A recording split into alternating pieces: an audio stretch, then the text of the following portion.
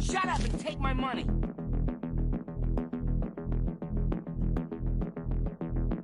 Coming really close to 2 years.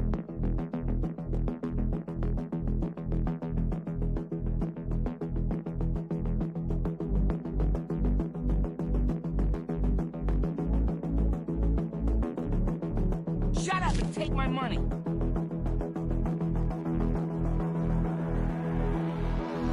4 2/3 years. Let's keep this going.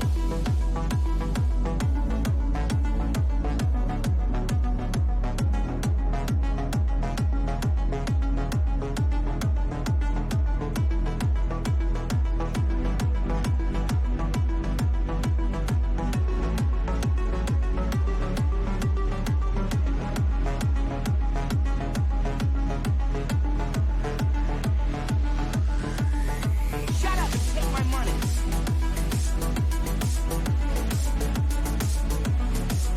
5 years, soon more.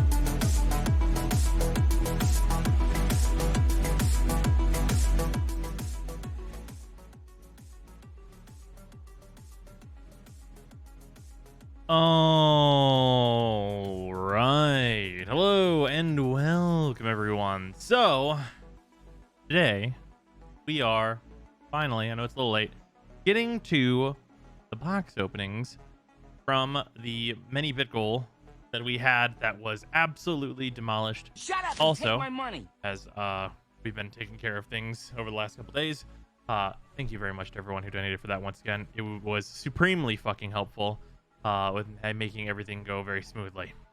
So, with that, we have, of course, boxes to open, and also we're going to open the last Commander Legends pack from that box that we were opening of that through the Cracker Packs. We have boxes to open. We have 3 boxes to open. Well, 2 and a collector's pack and the rest of the Innistrad stuff, and then we're going to have another Cracker Pack Innistrad box coming here soon. But yeah, how Doge Bros, he is absolutely fucking zooted. He is mega zooted. But that's good. He's fine. He's doing okay. He wanted to play today, so he's having a fine enough time on the pain medications.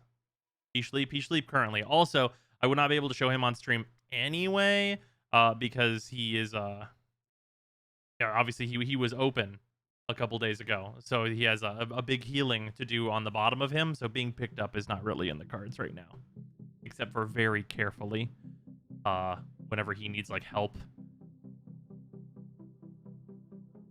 KO but comfy. Oh yeah, he is snuggled currently. I think Sarah posted some pictures of him just like absolutely fucking on a ride on Twitter. He was open. Thank you. Never say that again. Well, I mean, the number one thing that they tell you whenever you get any animal, really, whether it's a horse, a dog, a cat, is don't open it. Just don't open it. And unfortunately, sometimes it's necessary.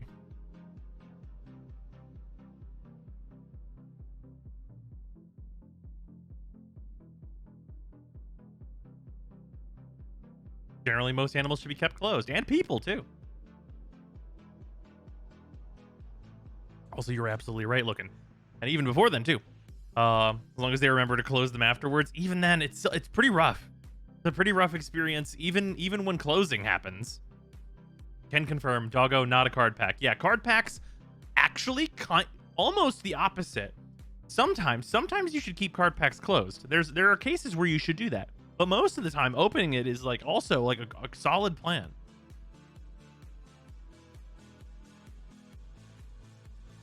All right.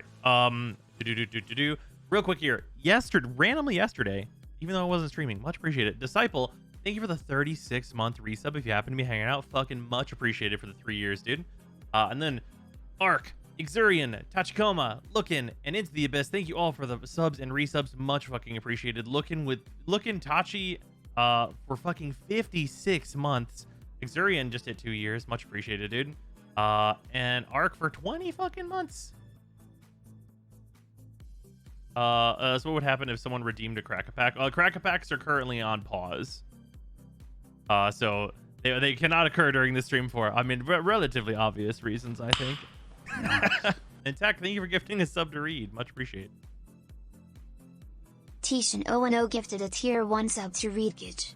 They have given 41 gift subs in the channel. Almost 5 years, bros. Can you imagine? Kind of no. Remember how different Warframe was whenever I started streaming? You remember what a different fucking game it was? What an absolute, like, not the same thing at all. Okay. So, the order that we're going to go in is pretty much the exact order. Oh, screw me. Thank you for the 100 bits. Ooh. Oh, the Curse Commander.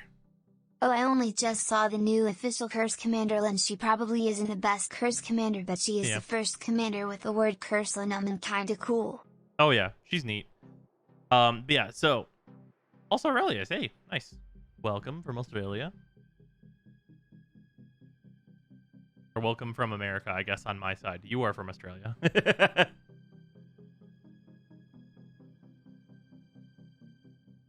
Okay, so the order that we're going to go in is just like the order that things were unlocked in. We have the Digimon first edition box. We have the Innistrad stuff, which this wasn't actually in the described in the bit goal, but there is also a collector pack in here, so that can be very schnazzy. So that will be occurring as well. And then we are gonna do this is bonus, but it's on top of this box, so I'm gonna consider it to be part of this. We're gonna open the last Commander Legends pack, which can be a Jeweled Lotus, and then we are going to open a Modern Horizons 1 box. So fun stuff about this Modern Horizons 1 box. I was just like looking around at like what I had available. Modern Horizons 1 is a set that I speculated on and won. So I bought these boxes whenever they were about 170, 180 or so, and they're running up close to 300 at this point. So yeah, I'm opening it. Nice. But yeah, Modern Horizons 1, yeah, definitely worked out for me in terms of the speculation. I bought a whole case of this Shocking thing. Gecko 8 gifted a tier 1 and sub to Aaron that has Mod worked out very well for me.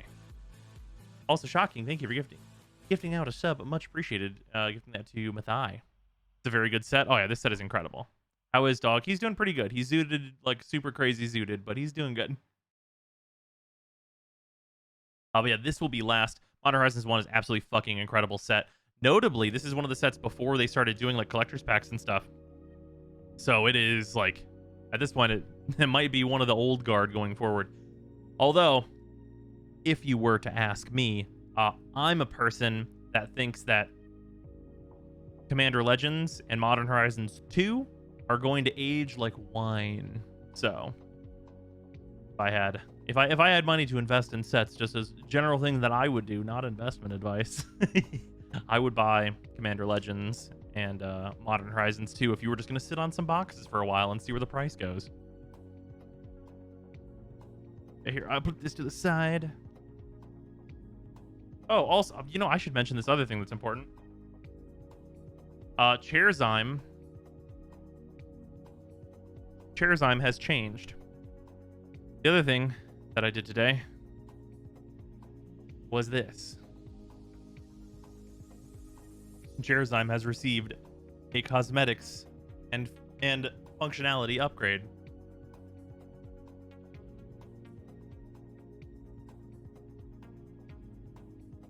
Oh, it's very comfy. Yeah, premium cash shop Chairzyme skins.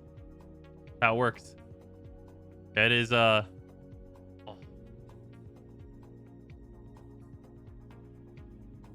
Chairzyme before the upgrade was definitely no longer capable of this. Is very comfy. It will not collapse beneath me. That is true. Is it a good nap chair? Yeah, I'm gonna go ahead and just say yes. I've not taken a nap in it, but I'm gonna give it a yes. Because I sat down in this earlier and I almost fell asleep.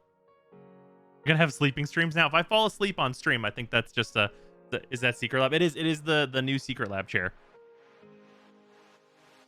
Yeah, me and Sarah both grabbed one of these. I'm quite happy with it so far. We have Umbra Chair Prime, pretty much. Also, sure me, thank you for the 100 bits. The chair got the visual upgrade like the chair got Fiddlestick. the visual update like Fiddlestick. Unfortunately, I wore a shirt that's the exact same color as the chair, basically. So I blend, but that's all right. Shut up and take my money. Also, stars, thank you for the reset, much appreciated. 48-hour stream with sleep time when that's not allowed. So I can't do that. Not allowed to do that. Actually, wait, isn't sleeping allowed now?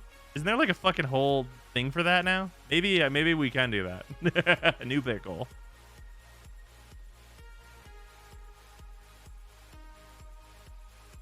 New bit goal, take a nap. Can you imagine? Just in the middle of a Warframe farm, to like take a nap. I'm like, give me my blanket. Fall asleep like an old goddamn man. Hastily streamed for like a month straight. But you have to cancel and restart the stream a bunch. Oh, weird.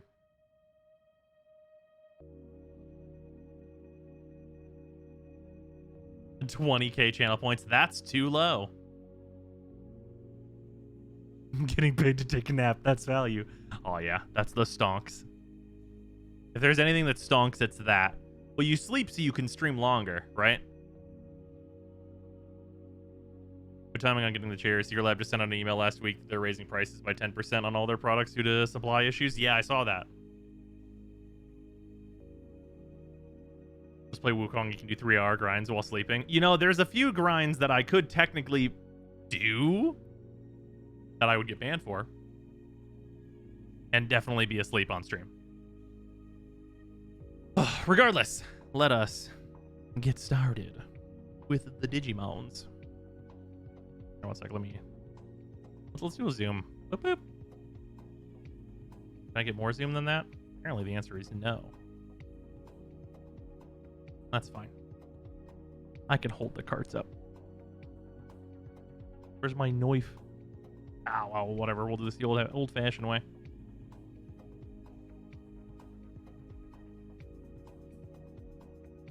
Whee.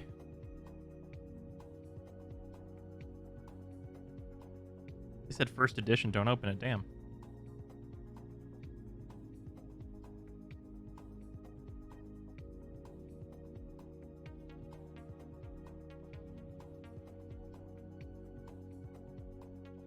Oh, actually, first edition, please do not open me. First edition said, keep me close. I have good cards. No, please.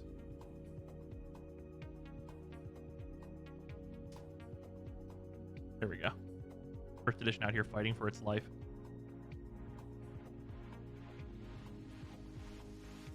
This sign won't stop me. I can't read. I think Lady Devimon is 1.5. He's opening 1.0. Yeah, this is the 1.0 set. So we're looking for pretty much Omnimon, I think, is the main draw here. Yeah, this is the release special booster.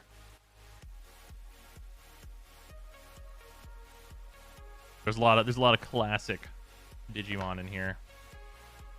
Oh, I guess the promo pack is clear. Sora Takanuchi? I think that's how I'm supposed to say that.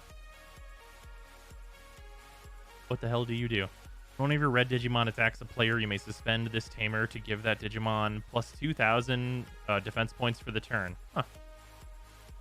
Security, play this card without paying its memory cost. Huh.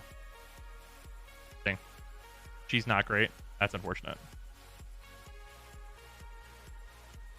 Oh no, this is the actual like topper card, right? Special box promotion pack. Yeah, 2 cards per pack. Okay. There's 2 special things in here. And then these are all the regular packs. Oh, right. DP is... The Digimon have 1 number for both things, right? I've only played a little bit of this Digimon game. If we hope chat's ready for me to just dump all my knowledge and spam like an idiot. That's A-okay. DP's both attack and defense. Okay. Once I start opening these, it's going to be a bit more. And also life. Well, yeah. But it's not tracked like life. After, rate the Digimon on a tier list by coolness. That's fair. These packs look fucking snazzy, though. Oh, this is oh, shit. I couldn't tell you his damn name. But this is the main villain from the Digimon first movie. Which, by the way, if you've never seen that first Digimon movie, it's like really good. You should probably watch it.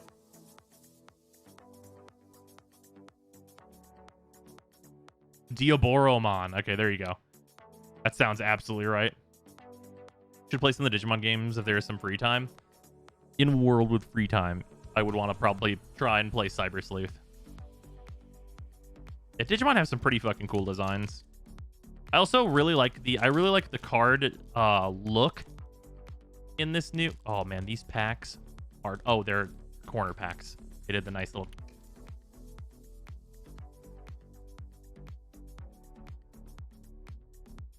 So, as a random fun fact, so this is a corner pack, which means it's got like a peelable corner.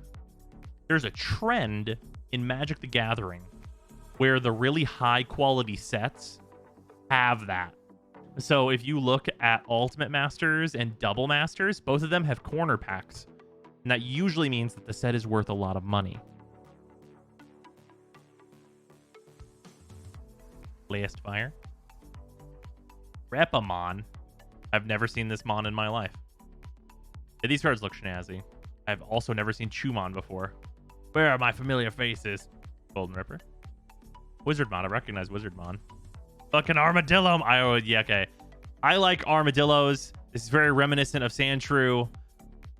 It's a very good Digimon. I'm just saying. Yeah, fucking look at this Agumon. Look at this Agumon. Fucking Agumon expert.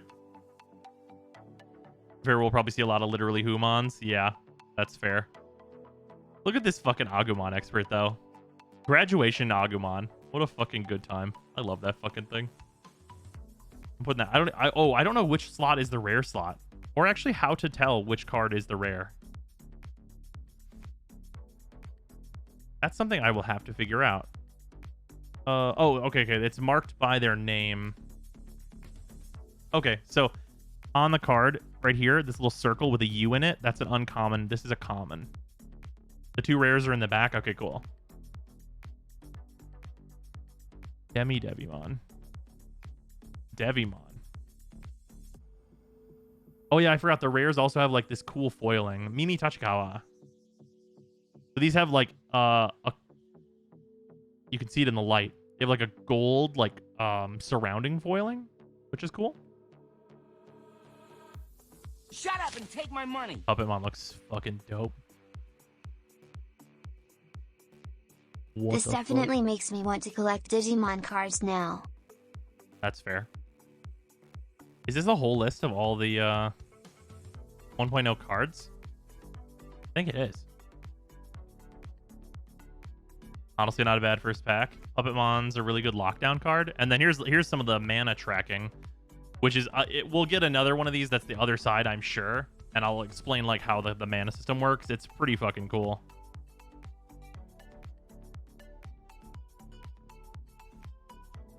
Yeah, Puppetmon looks fucking cool. Suspend one of your opponent's Digimon during your opponent's next unsuspend phase. None of your opponent's Digimon can unsuspend. When attacking, gain 1 memory. That seems really fucking solid. It also has 10,000 DP, which feels high. That's kind of insane. Wish we got those instead of the ad cards. Yeah, no, they have some cool shit. These are both rad. Neat. All right, rares over here. I guess I'll separate the uncommons out too. Looks like it's 3 uncommons. 3 uncommons, 2 rares per pack, looks like. And then I'm going to separate out fucking cool shit. Like Agumon expert as well, because he's fucking badass. Basically a permatap for 2 turns, gain free resource on swing. Yeah, seems fucking good. These packs are nice. There's like a good amount of variation. All right, corner. Oh, I saw a shimmer of a shine. I saw a big shimmer of a shine. I don't know what it is. We're not going to spoil ourselves. Fucking Pumpkinmon. I do not recognize this, but I love Halloween-themed cards. Arts Attack. Tsukaimon. Fun art. Flipping Bird. Golfmon. Oh, you can't guess what that's supposed to be. Digitamamon. Elecmon. Mega Kabuterimon. I remember this word feels like it was said so much in my childhood. Fucking Mega Kabuterimon. The Saber Leomon. I do not remember Tankermon. Upamon. And Seraphimon. God, he looks fucking badass.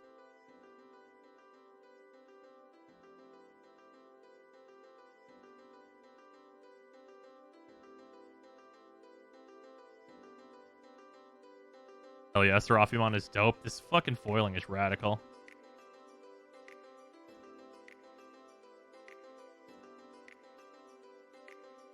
It's fucking badass. And Upamon, are you an egg?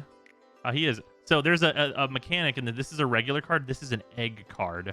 So there's like a zone where you hatch a new Digimon and you get it like kind of for free. And then you can Digivolve into the other Digimon via like their requirements. So this is a 12 mana card, but you can get it for 3 mana if you Digivolve another card. And whenever you Digivolve, you also draw a card.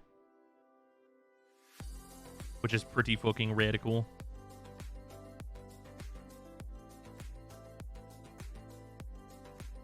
Oh, looks like it's not always 3 uncommons. Interesting.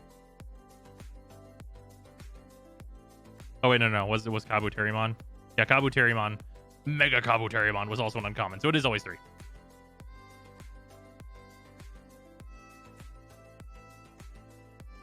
One second, let me grab a sleeves. Here we go. Here's a couple. I'm pretty sure these are MTG size cards. Fairly certain. Yeah, they absolutely are. Nice.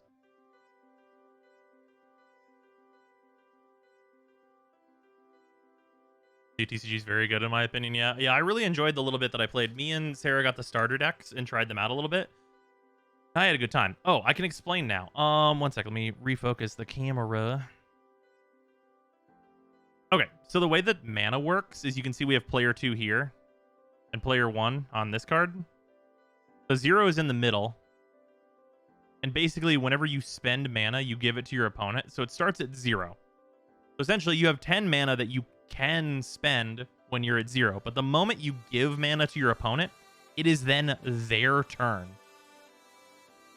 And then they need to get it to your side. So because it starts at 0, you know, you start with like an egg comes out and costs you nothing, right? And this is like a level 2 Digimon. So you take that level 2 Digimon and let's see here. Do we have anything to go with the level 2?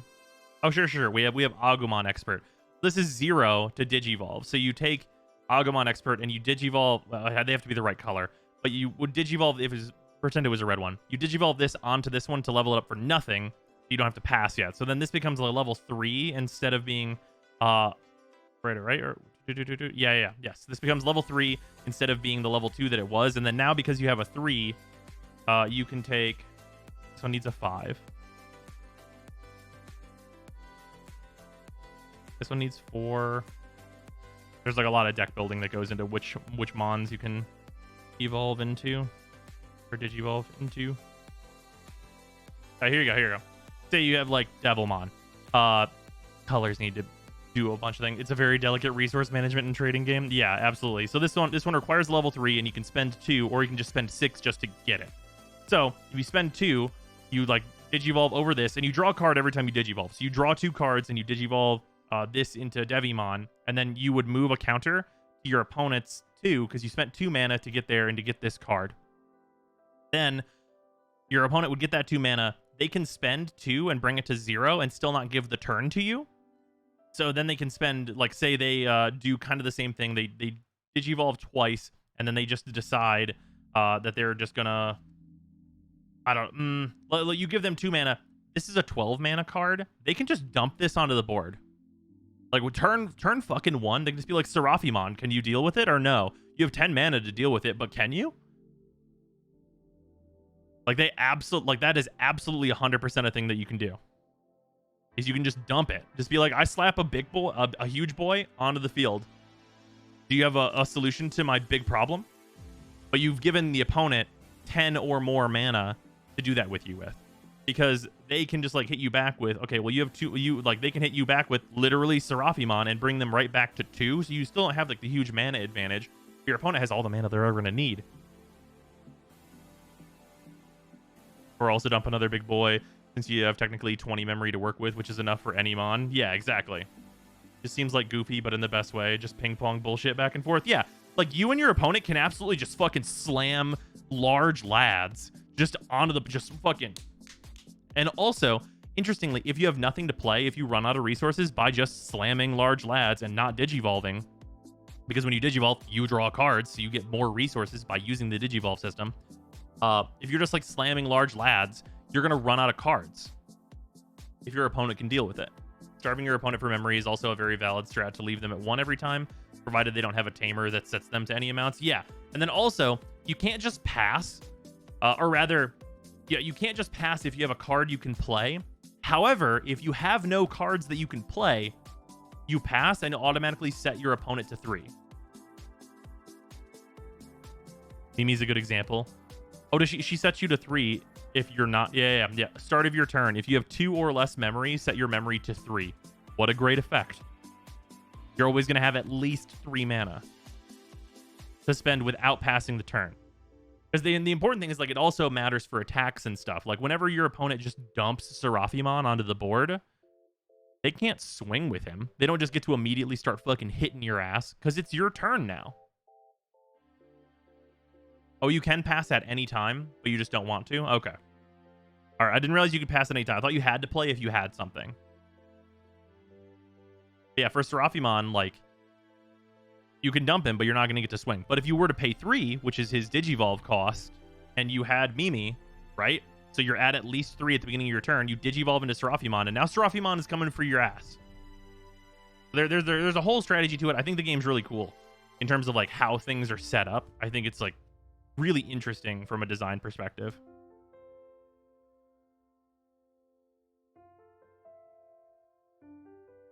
Wow.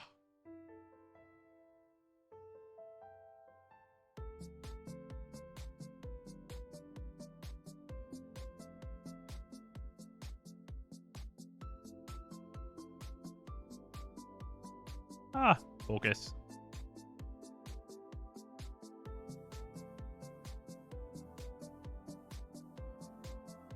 There we go.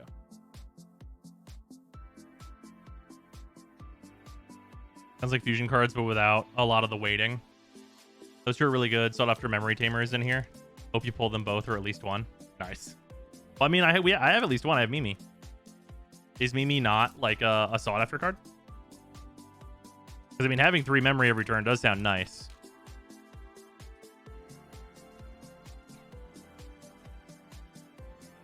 Lorezamon, you look cool, but I've never seen you before in my life. She's pretty good, but the 2 big ones are Ty and TK. That makes sense. Repamon. Elecmon. Night Rate Goblymon. Where Garurumon. Pagumon. Hey, it's Biomon. Biomon's in one of the starter decks. Baby Domon.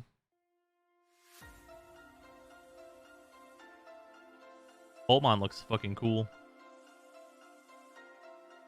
Ooh, Upamon once again. Metal Tyrannomon. The card art on these is really fucking cool.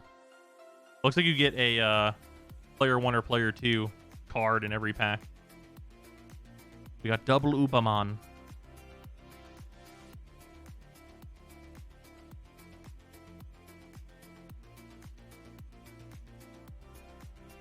Oh, there's that Metal Seadramon card. I love that mean noodle boy.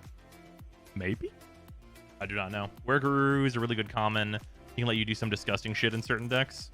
Is he the one that's the, he has the destroy effect? I think he was in one of the starter decks. Am I wrong? It might be a different Garurumon. Monodramon. Kabuterimon. Fucking Muchomon. Arts Attack. Digitamon. Andromon. I remember this fucking guy from the anime. Toy Agumon. I do not remember that. Itamon. Oh my god. Fucking Metal Etamon. This fucking thing from the anime. Magnadramon. Izzy Izumi. And Madashida.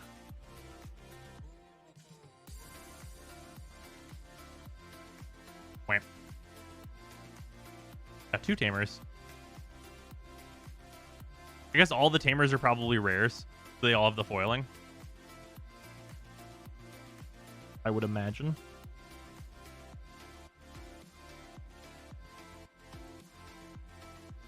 Isn't inherited that allows you to delete one of your Digimon to untap and swing again. Purple has a lot of cards that want to be deleted to give you card draw, memory, etc. He's one of the cards that can set up the very rancid OTK for purple starter decks. Okay. Yeah, that I must be thinking of that one then, because we did have the purple starter. All the tamers are rare? Okay, cool. You could say you have Tupamon? God damn it.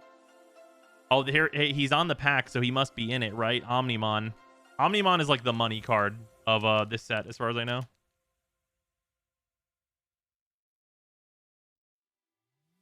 I think there's like fucking 4 versions of him, though, and they're all money cards? Question mark? Volcanic Dramon. Looks fucking cool. Andromon. Pucho. Gobly. Tyrade. Ogremon. Garurumon. Dark Claw. Hi Andromon. I do not remember this one from the anime. Where Garurumon. Sura Takanuchi. Tai Kamiya. Nice. We're gonna get the whole fucking original cast. 2 or less memories. Set your memory to 3. All your red Digimon with 4 more Digivolution cards gain security attack +1. Digimon checks 1 additional security card. Security cards are basically prize cards from Pokemon. If your opponent runs out of them and gets hit, they die.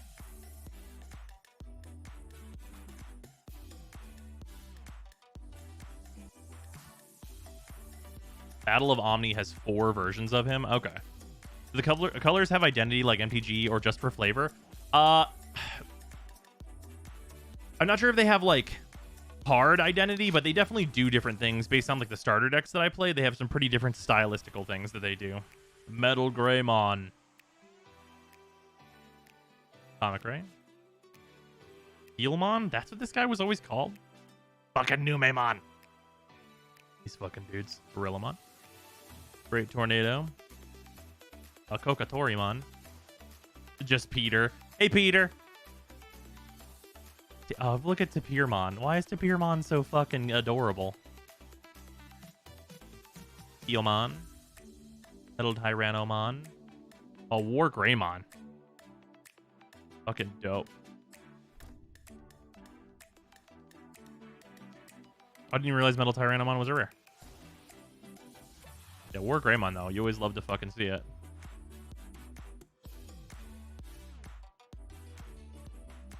War Greymon is the backbone of the mono, like, red deck, right?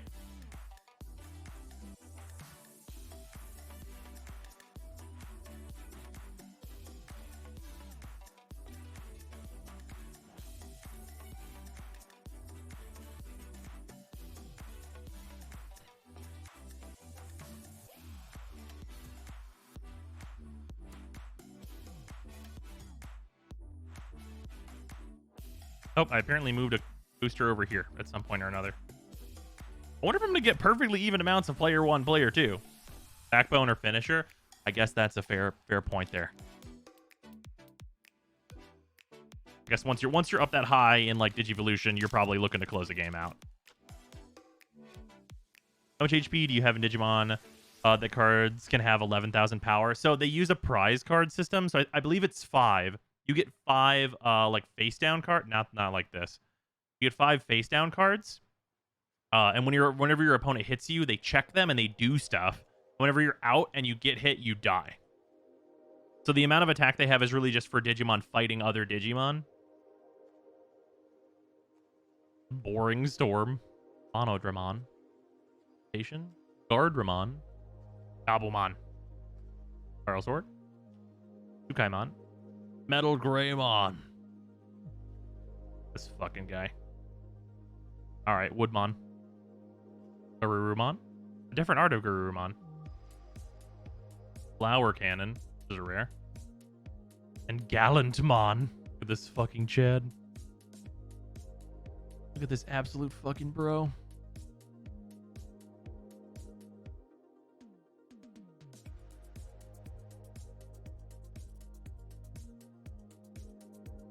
Yeah, what if really fucking Big Lance? What if we Monster Huntered?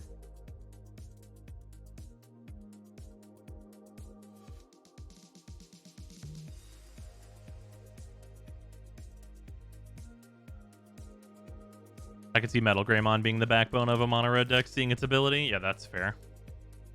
Yeah, because this boy is fucking... Yeah, gain 3 memory at end of turn, lose 3 memory. Yeah, just get that fucking mana.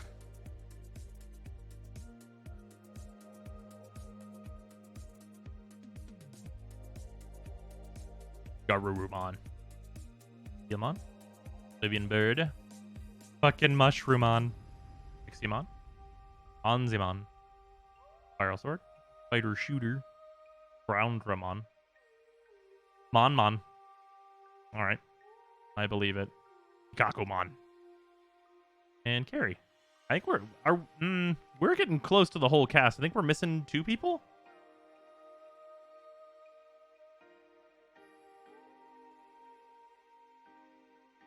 Mon. Monkey.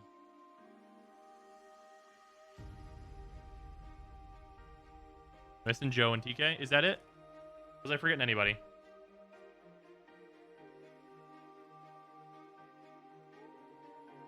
Oh, is he not in this set? Huh. Weird that they wouldn't include everybody. Although I guess they split like the first few sets up into Is he isn't here? Okay. Oh wait, no, yeah. Wait, no, yeah, he's green, right?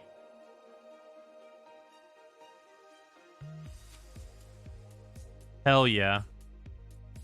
We love to see more Agumon in our lives. Look at Agumon having a good time. Agumon, the excellent boy. Temptation. Akatorimon. Caesarmon. Numemon. Look at this Agumon pack. What a high quality Agumon pack. Heat Viper.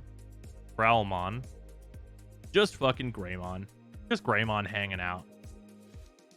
Sirenmon, who looks cool. Yokomon. Millenniumon. I feel like I should remember this, but I super don't. This fucking 15 mana absolute fucking god.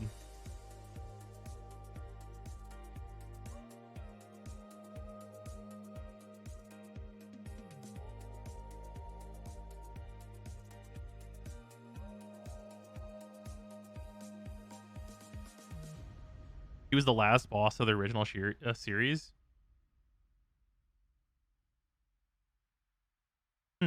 Maybe this art just doesn't evoke that for me. Maybe I never finished the first series. Maybe I never watched the last episode.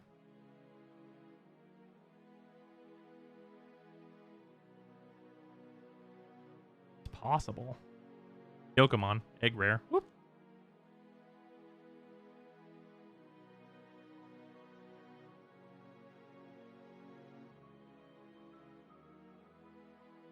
Millenniumon was the big bad of the SNES game.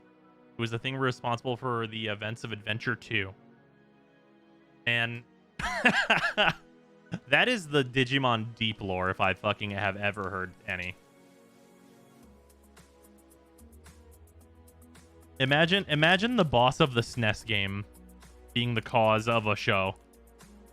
Being like, did you guys play the SNES game? Larezamon. Gravity Crush. Tyrannomon. Agumon. Dark Tyrannomon. Agumon. Gokumon. Evidomon. Loader Leomon. Almon. I always like this thing's design.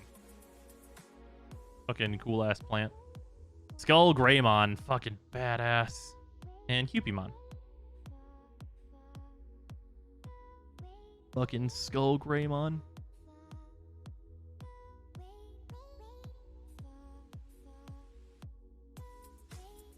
I accidentally read Paimon. You know, that's valid. This is a valid mistake to make. I feel like there's a lot of super rares in this set.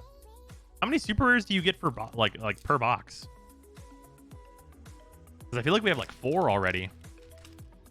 You pulled a Paimon yet? I do not believe so. Impmon. Comic Ray. Greymon. Bokuomon. Tyrannomon. Blast Fire. Armadillomon. Fremon. Yotismon. Erdramon. Remember that one. And the Yokomon. And a Flower Cannon. So, I'm curious for people that have played this game more or follow it tournament-wise or anything like that. How much do the egg Pokemon factor in terms of like overall effect on your deck? Because they seem super important.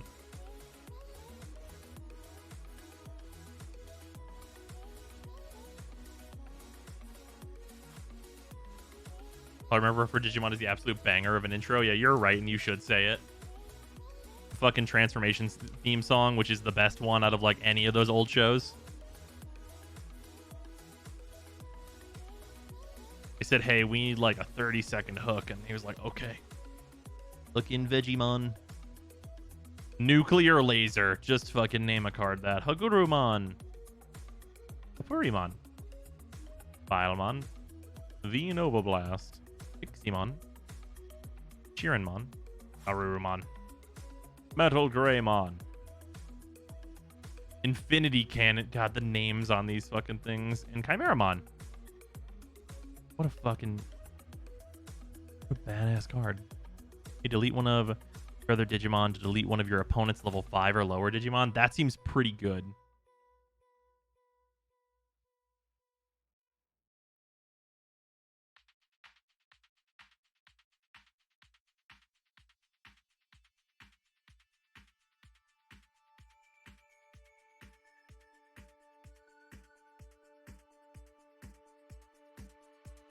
No Waifumon yet. Chimera is a good play for stopping stacks or getting rid of drops on the field. Makes sense. Just kill all their progress on one of their Digimon. Goldmon. The smashed potatoes. God fucking damn it. Metal Tyrannomon. Armadillomon. Gabblemon. Radiation Blade. Cherrymon. I don't see it, but alright. Tatsumon. Kirikamiya, once again. Fucking Metal Greymon. What a fucking badass looking card.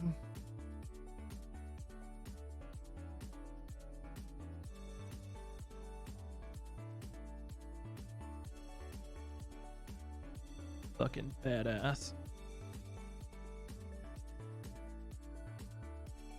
That has 12,000 DP on your turn. Jesus Christ.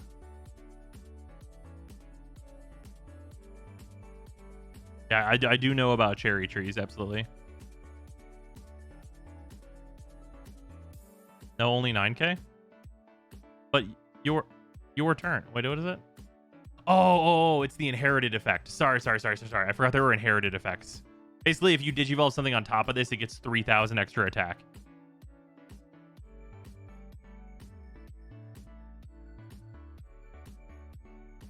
Yeah, when attacking, lose 5 memory. But it checks 2 additional security cards. So, like, if you get it through, honestly, that's probably worth a $16 card. Fuck yeah.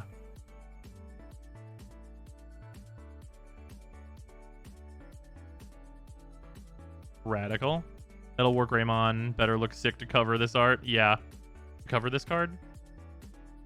Yeah, I mean, yeah, you know, that's fair.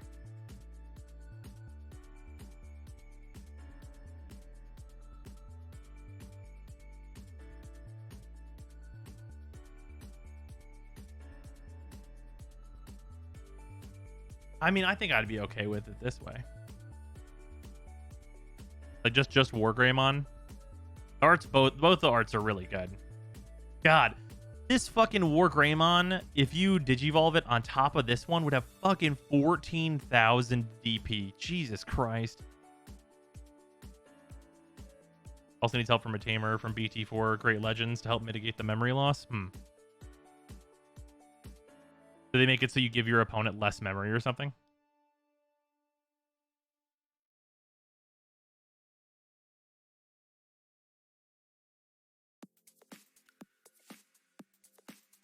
Poster Companion Gober. Aren't they different colors though? I don't think so. I think I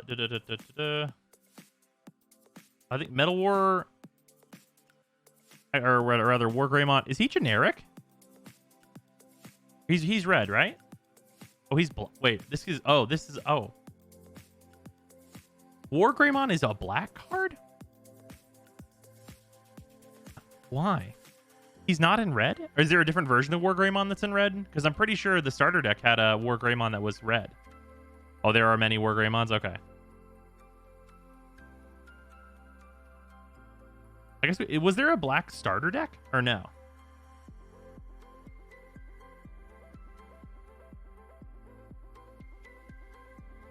There is, yeah. Did it come out later or something? Because I think we got red, blue, and green.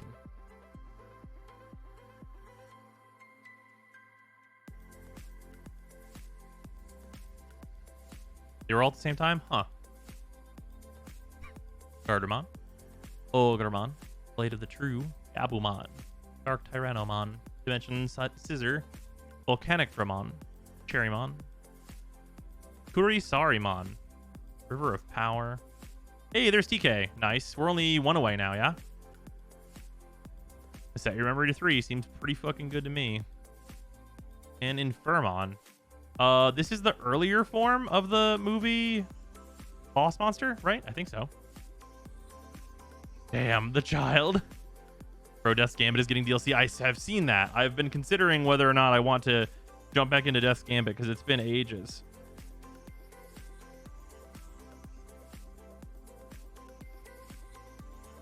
His on-play effect is really good for yellow decks. On play, look at your security stack, then reveal one card in it and add it to your hand. If that card is yellow, trigger recovery +1. Place the top card of your deck on top of your security stack, then shuffle your security stack. Bruh, that's super fucking good.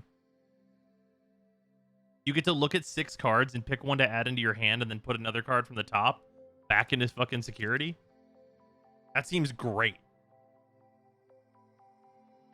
Red and blue starter decks are very sought after for the option cards. Oh, well, that's good. I'm getting it because I remember your streams of it. Yeah, Death's Gambit is a great game. Red has the only just kill this fucking guy card, and blue has the only just bounce this idiot card with no conditionals. Ah. Hornbuster, Wizardmon, Leolmon, Blastfire, Greymon, Udamon, Dark Tyrannomon, River of Power, Mega Kabuterimon, Tapirmon, Hope Tyrannomon, and Gabumon. On play, trigger, draw 1. Fuck. This card, wow, this card's super good. This card's really good. It literally says instead draw 2. This is an excellent card. Any card that says draw 1 on it that's like this low of a Digivolution seems fucking nutty.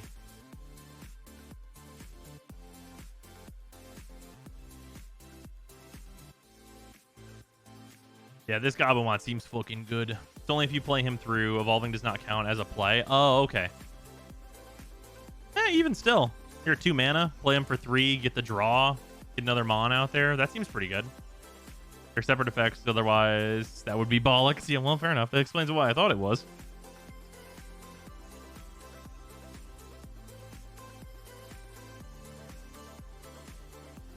Still, though, that means this is like an insane card because you like don't need to use your egg if you use this, which seems great.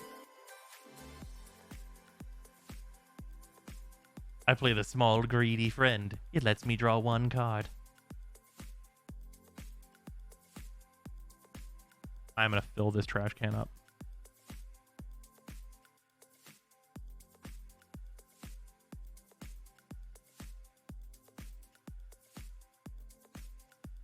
Oh, there's one we hadn't seen yet. Gomamon. Chumon. Golden Ripper. Tiamon. Smash Potatoes. God damn it. Wizardmon. Tsukaimon. Tatsumon. Jagamon. Slash Angemon. I do not remember this form of Angemon. Ikakumon. Oh, and Vidron. Looks fucking cool.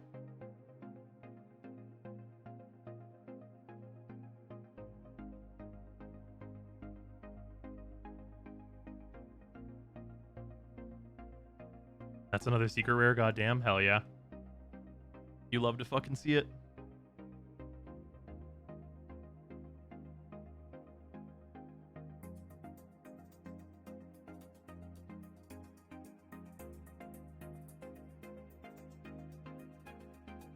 Streamer luck rising.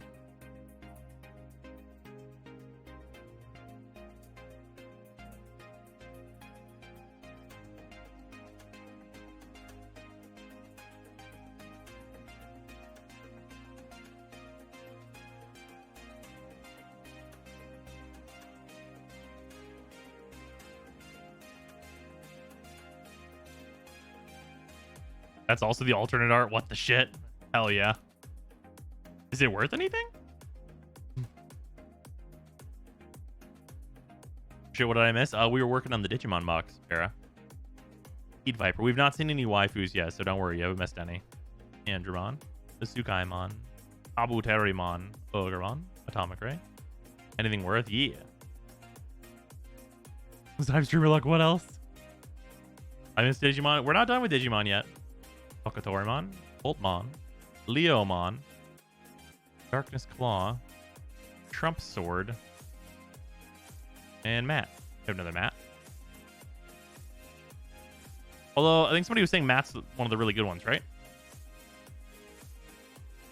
Alternate Secret Rare Vidramon. BRB Zobbing. You'll be alright, Para.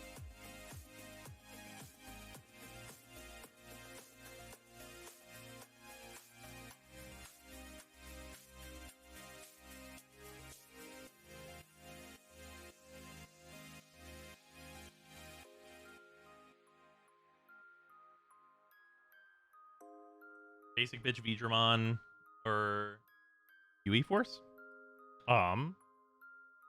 This one.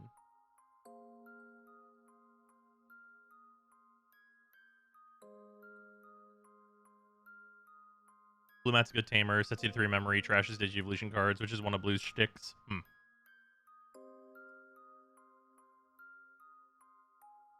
UE Force Vidramon isn't in this set? Ah. To be released at a later date. There, I'm scooching in. There we go. This is a little bit more comfortable for me. TCG player is dead, so I can't check the value on that. Oh shit, is TCG player like down for maintenance? Oh, look at this fucking boy. Look at Frigimon. Oh, here, hold on. I'll change focus a little bit, I think.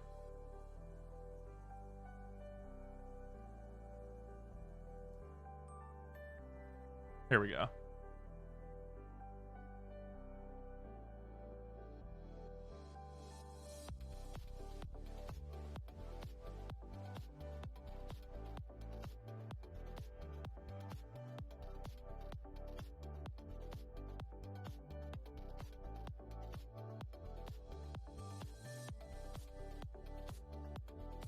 Old Art Secret Vidramon is about $9. Cool. Alright, Frigimon. Boring Storm. Okuamon. Leolmon. Great Tornado. Edel Greymon. Golfmon. Labramon. Looking back on the good times. What the fuck? You can't start your card game with names this long.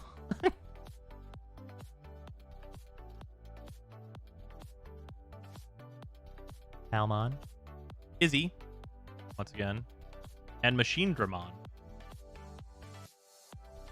which is a super rare, not another secret. We're not wildin'. We're not wildin'. It's a super.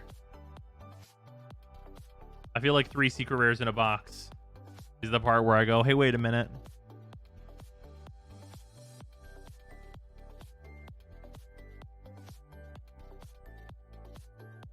This guy's art is fucking sweet.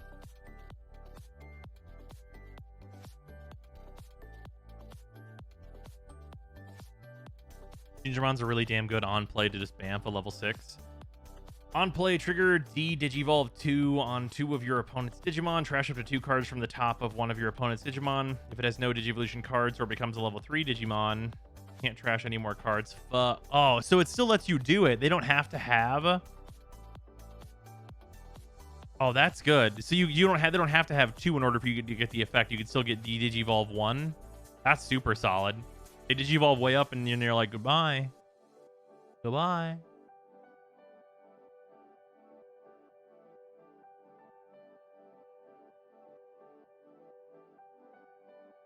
Other option card like that in the Battle Omni set called You Can't Actually Fly! Exclamation point question mark. And it's 2 birds bullying a kiwi. Oh no. Also a big 11k blocker. Yeah, that's Shut fair. up and take my money. Impamon, Garurumon, Onidramon, Temptation, Leomon, Volcanic Dramon. We got another fucking high rarity thing in the back here. Golden Ripper, Birdramon, Onmon, Mega Dramon, Raremon. You know, if they didn't put him at rare, it would have been a crime, huh? If this card wasn't a rare, it really would be like against the rules, basically, right? Anyway, Metal Garurumon. Fucking nice. Another super.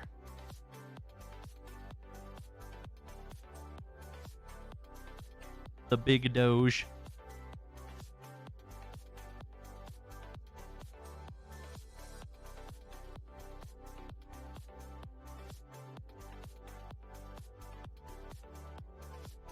Nice.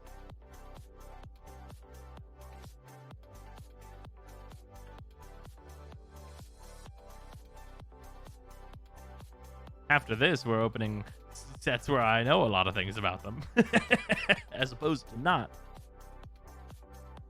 So what can this be? A special box promo pack? Can this be like Infinity Bolt? Like, is there like an Omnimon possibility in this? It says in the back what they are.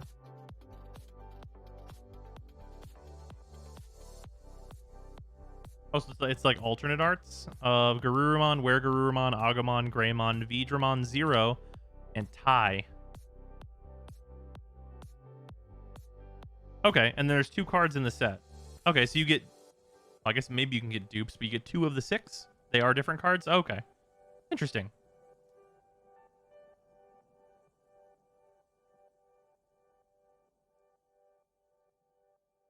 Because the TCG player is back. Vidramon's about $9. Nice. Udamon. Vegemon. Nuclear Laser. Agurumon. Kapurimon. Vilemon. Novablast. Oh, Darkmon. Hera. Hera. Hera, look. Hera, look, I found a Digimon just for you. Hera, it's your wife.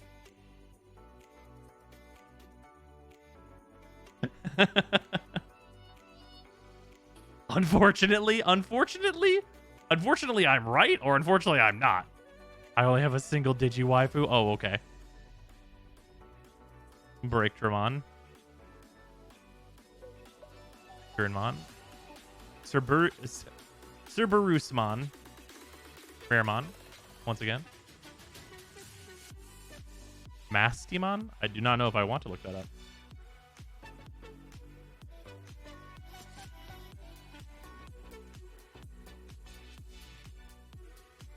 What do we got left in here? God, it feels like so many packs. Oh my god. Still 4 left. Jesus. This box felt deep.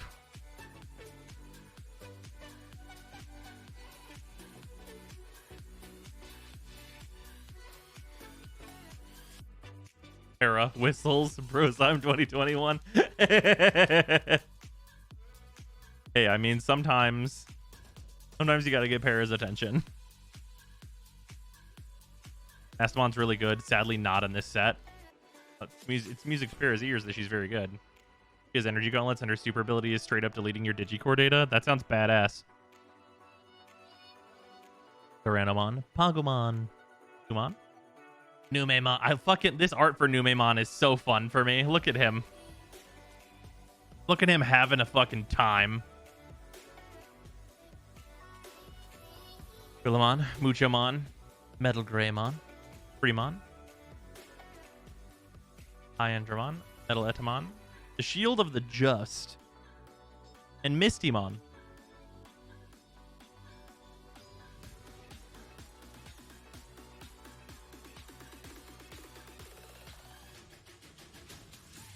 Espan Lodotus looks like Angelwoman and Lady Devimon fused together straight down the middle. Ah, yes. She can be your Angel and your Devil.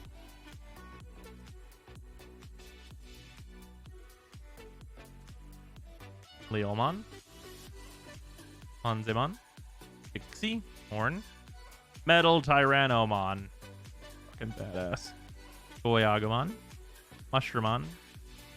Yaromon. Welcome. Kuwagamon. Leomon. Infernamon. Oh, Garudamon. For another fucking super rare. Nice.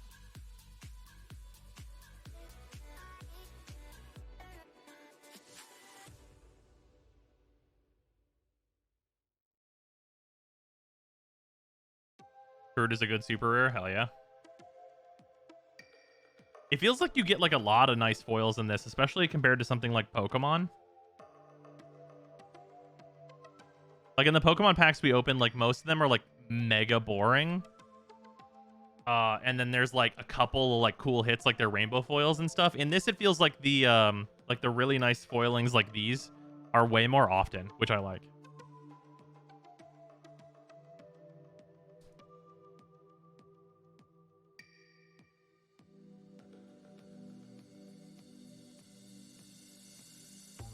You block a level 6 and they have Garudamon underneath, you just get to draw a card. That's fucking crazy. Abuteri, Gomamon, Heat Piper, Udamon, Impamon, Dimension Scissor, Greymon, Megadramon. Hey, Tentomon. Tentomon. Oh, I really like Tentomon. Tentomon has a really good design. I know that he's just a bug, but like, he's a good bug. Wanyamon. Hey, it's Angemon. And Tanemon. Look at Tanemon. Look at Tanemon go.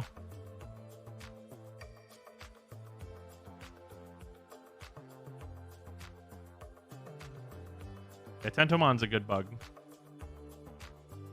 I am not surprised that Time likes Tentomon. You shouldn't be.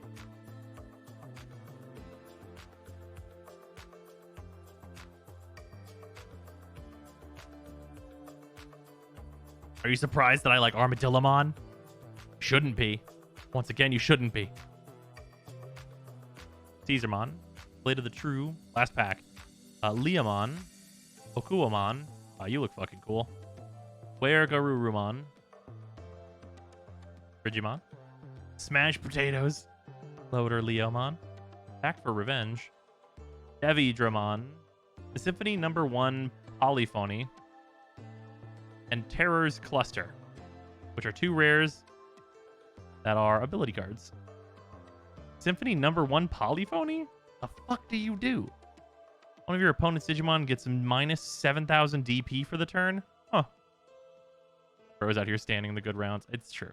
I mean, Armadillomon just turns into a round, and that's Zyme's favorite shape. And I'm right. I'm right, and I should say it. All right. I don't think there's 2 cards in here. There are not. I'll just keep this in its little thing because you can already see it's Sora. Wonder if does it have a special rarity? Oh, it's just a rare. Okay. All right. Let's get into the special box promotion pack. There are 6 total cards in here, so it's going to be 2 of the 6. Got a lot of really solid rares. Good.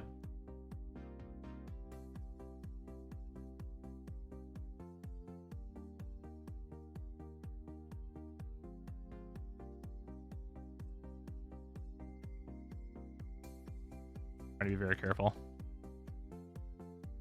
One of them is a Garurumon. And the other. Oh, are these like a shatter foil? Bruh.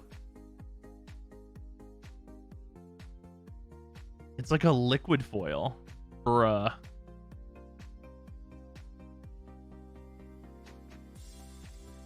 That's fucking sick. I like that a lot. And where? Hey, you know what? All right. Garurumon and where Garurumon? Can't argue with that.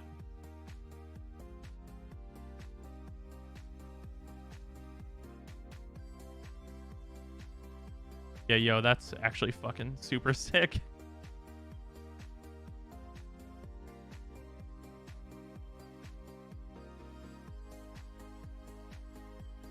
Yo, can we get magic cards with this foiling? Because, like, bro. You'll always get Garuru / Were Garuru, Agu and Gray, or Tai and Vidramon 0. Oh, okay, cool. Well, I like Garurumon, so hell yeah. Whenever I was little, I had a Garurumon action figure. It, like, was Garurumon, and then it, like, transformed into Were Garurumon. Shit was dope.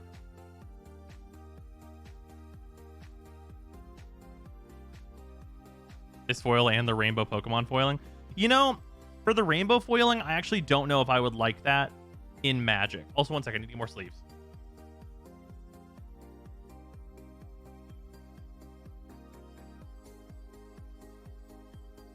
Yeah, the Pokemon rainbow foiling is one that I'm skeptical of if I would like it for MTG. I think I would like... I wouldn't like it regularly. Maybe as a secret lair. Only if NPG also uses the good stock again. Yeah, I feel you on that one.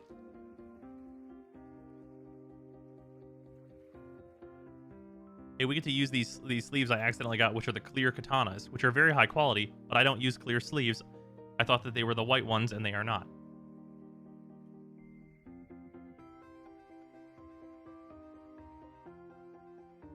Yeah, I really feel having 2 rares per pack really makes it feel like a lot better.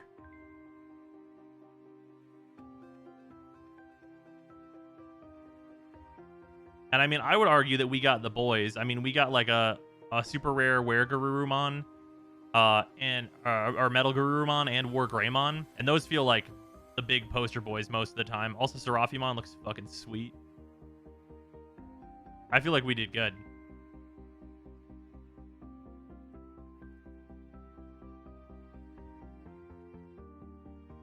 Who did we miss out of the main cast?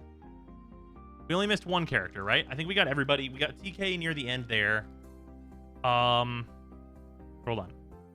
Got Sora.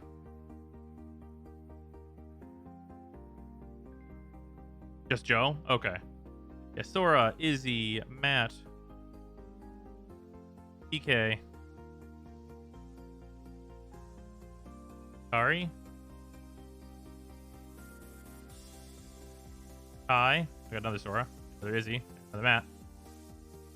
And there's Mimi. Mimi was right at the beginning.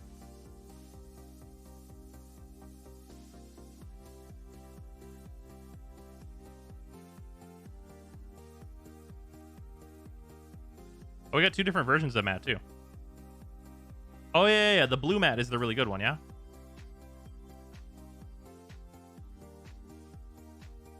Interesting. Are these the same? Oh, this one's a full art variant. Oh. Instead of watching the reboot, what if you just played Cyber Sleuth? Yeah, I've been told that Cyber Sleuth is very good. All right, well, Radical. Both of them are good. Purple's better since he pulls options out of the grave and allows the Lilithmon loop to work smoother. Interesting. Wait, Lilithmon loop as in a hand loop? Is there a hand loop in this game? Just say no. Say psych right now. Also, look Agumon. Look at Agumon Expert in particular. Look at Agumon Expert. Like, look him the boy. He's just having a good time. He's just having a good time.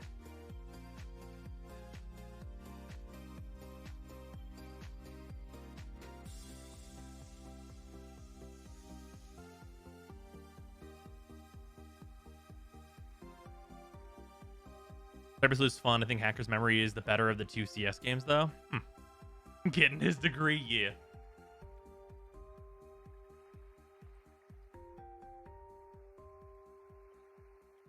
Makes sense why Lilithmon's $20 and her alt art is 60. Damn.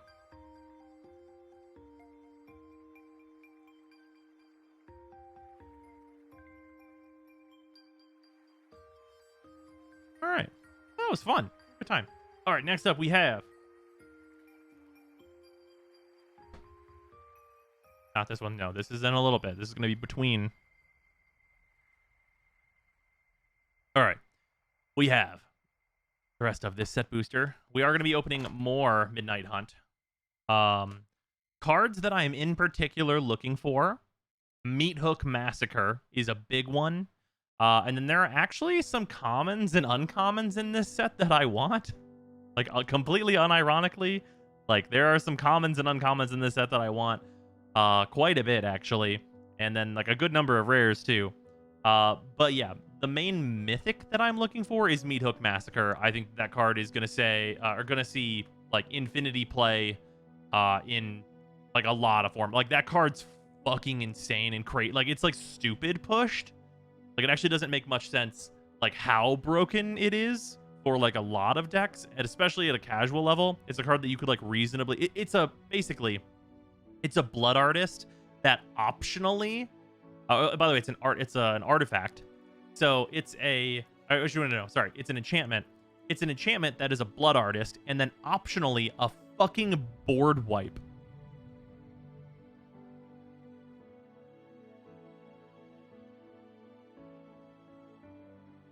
Yeah, legendary enchantment. Meathook seems real damn good. Yeah, that card's broken. So I would love to have, like, if we open multiple, I'm way into it. Any amount of Meathook Maskers that I can get my hands on, completely unironically, if Meathook Masker drops to like under $10, I will probably buy 10 of them because I see that card being $50 plus in the future.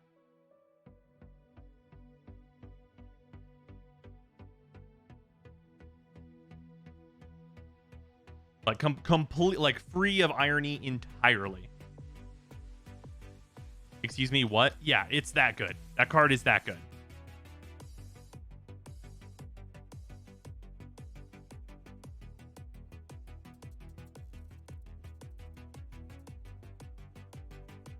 Yeah, card like next level bullshit technology.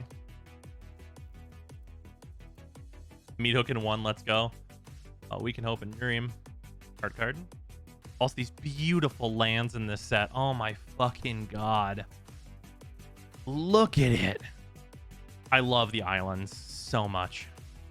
Like, I think that they are specific to certain kinds of decks, but like if you're playing Dimir zombies, like, and I know that's a precon right now. I mean, upgrading your lands into the swamps and islands from this set, like, I mean,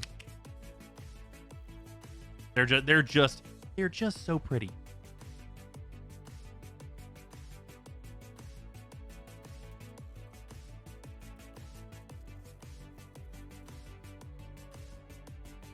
Hold my arm at a weird angle. Yeah. Stretch. Oiland. Scroll from the cellar. Oh yeah, this thing. Return target creature card from your graveyard to your hand. Put a +1/+1 counter on up to 1 target zombie you control. This card's also pretty good, mostly because it has flashback for 4. Like, if you need to recur specific creatures, like, actually solid card. Sorcery speed, which is like a little rougher, but still pretty good.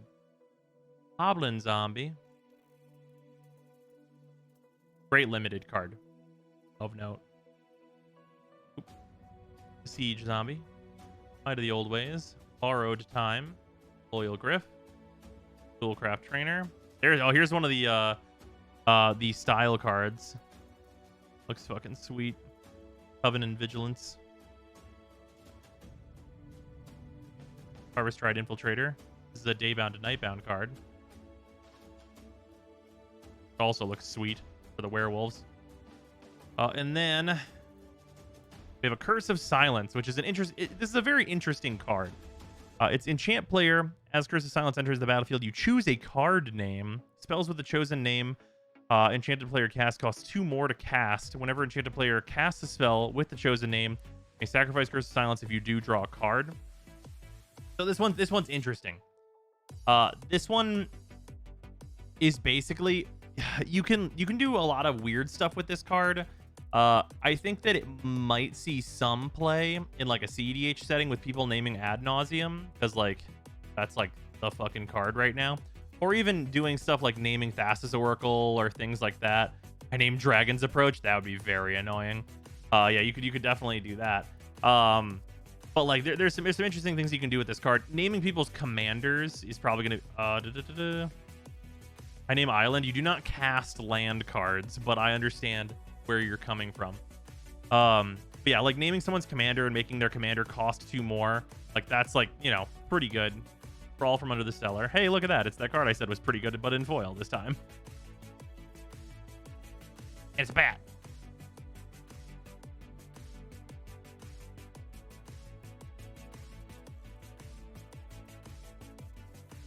These lands are gonna go in a separate pile as well.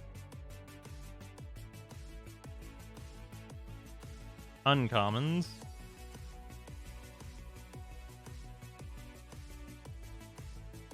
Really weird to print Curse of Silence in the same set as Pithing Needle.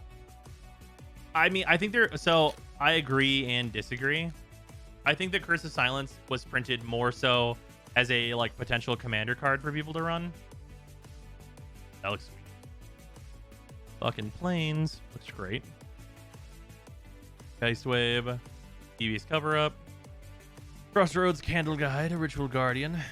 Diregraph Rebirth. This card. How is this card at uncommon? is my question. It's 5 mana. This spell costs 1 less to cast for each creature that died this turn. Return target creature card from your graveyard to the battlefield.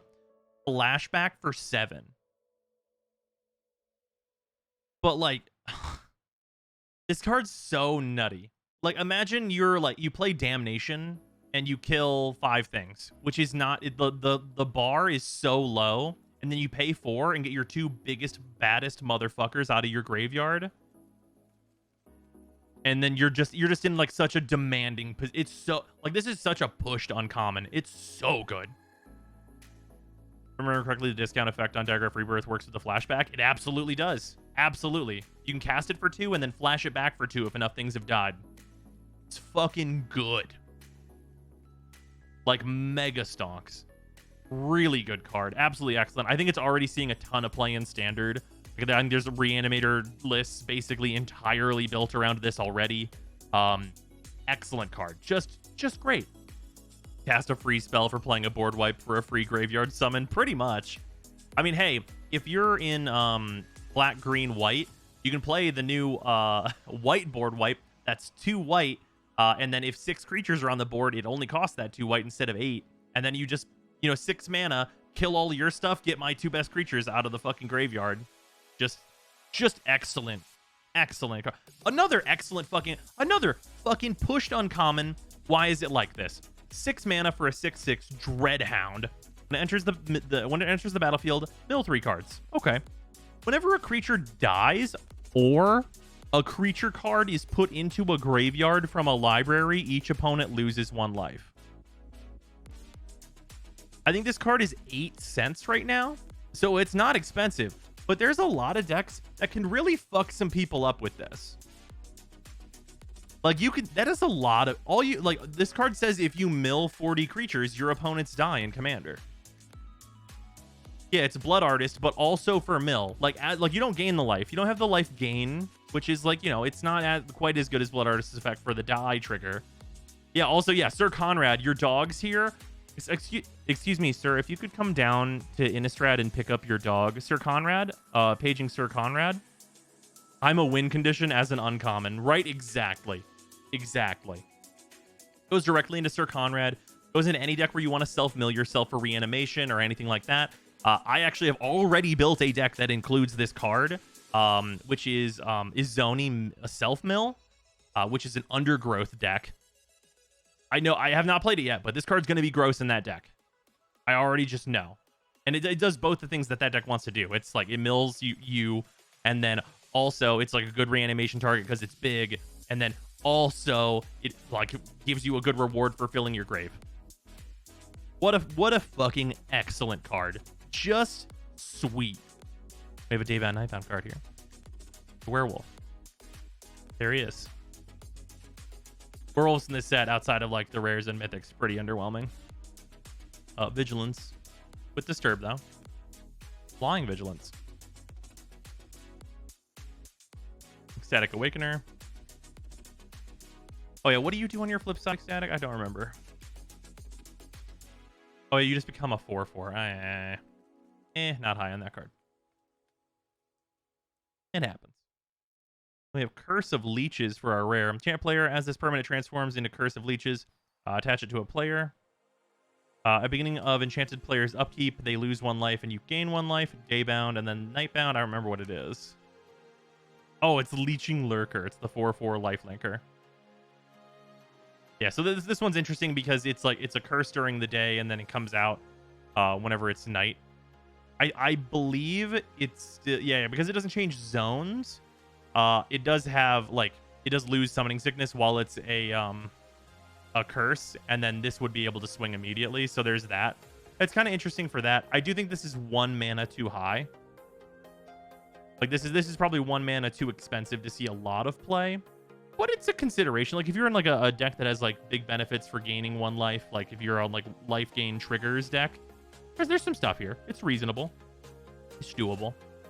Oh, we get a list card. Ruined Stalactite. Equipped creature gets 1/1 and is every creature type. Exile target spirit creature with Disturb or Enchantment. This card's too narrow, unfortunately.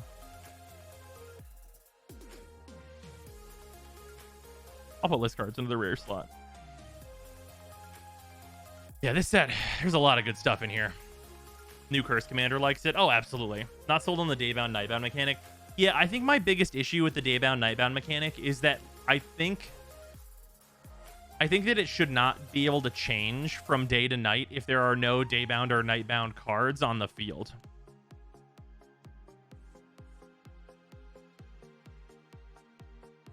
Because it really sucks to have to track it, like, actively every single turn, even when there's not Daybound or Nightbound cards on the field. Does it change anyway? Yeah, the moment a Nightbound or Daybound card enters the field, you have to track it the whole game. That's my big problem with it. Oh, bruh. Looking nice.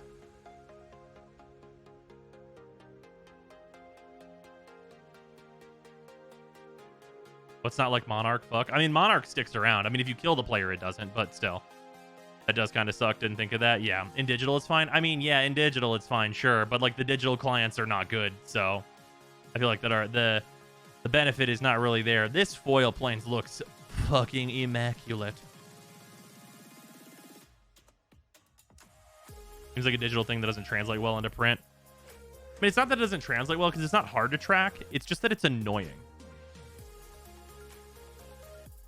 Unblinking Observer. Startle. A Snarling Wolf. Pestilent Wolf. Lunar Frenzy. Storm Skrillex. Shady Traveler. Menace, Daybound, Nightbound side. Menace still just higher stats. Ecstatic Awakener, once again. Here, 1 second.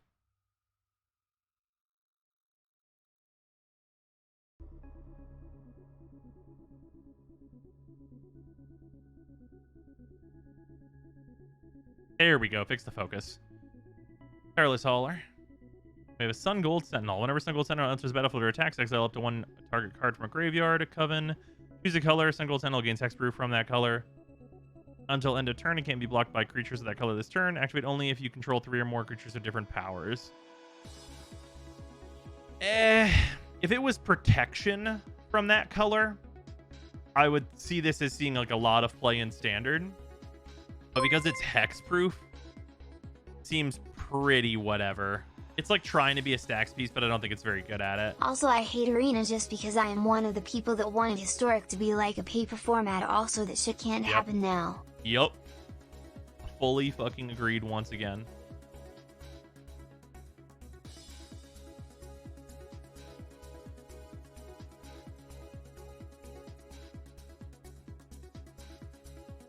Oh, this is the card. Hold on. Lunar Frenzy. This is actually a card to talk about. There's one deck it goes in, but the deck is near and dear to my heart. So, hold on. I also misplaced some cards in the organization here. Whoop. Okay, Lunar Frenzy. This card goes in exactly one deck. It goes in exactly one deck. Target creature you control gets +X/+O and gains first strike and trample until end of turn. Feather. I know. It's narrow. It only goes in one deck. But if you're playing Feather, put it in Feather. All you need is enough mana to give Feather double strike, and then every other mana that you have goes into Lunar Frenzy. And that's it.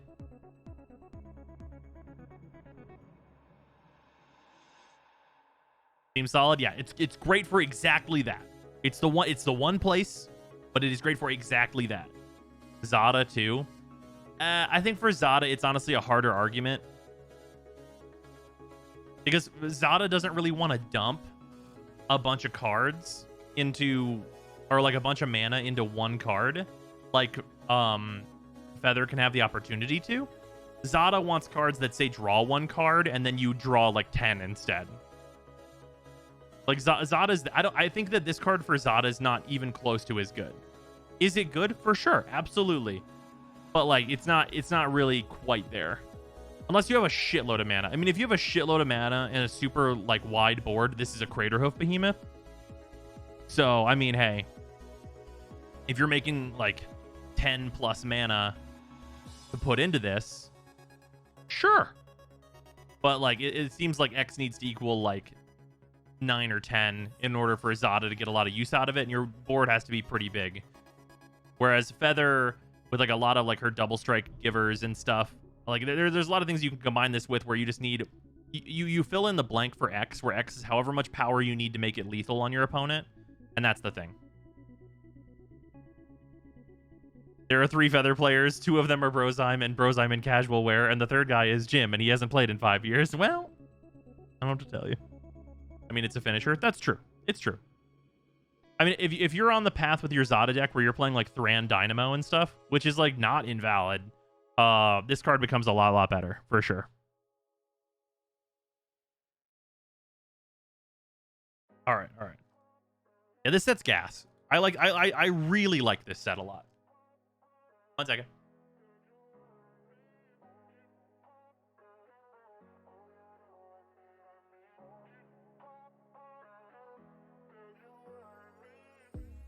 One sec, we're back.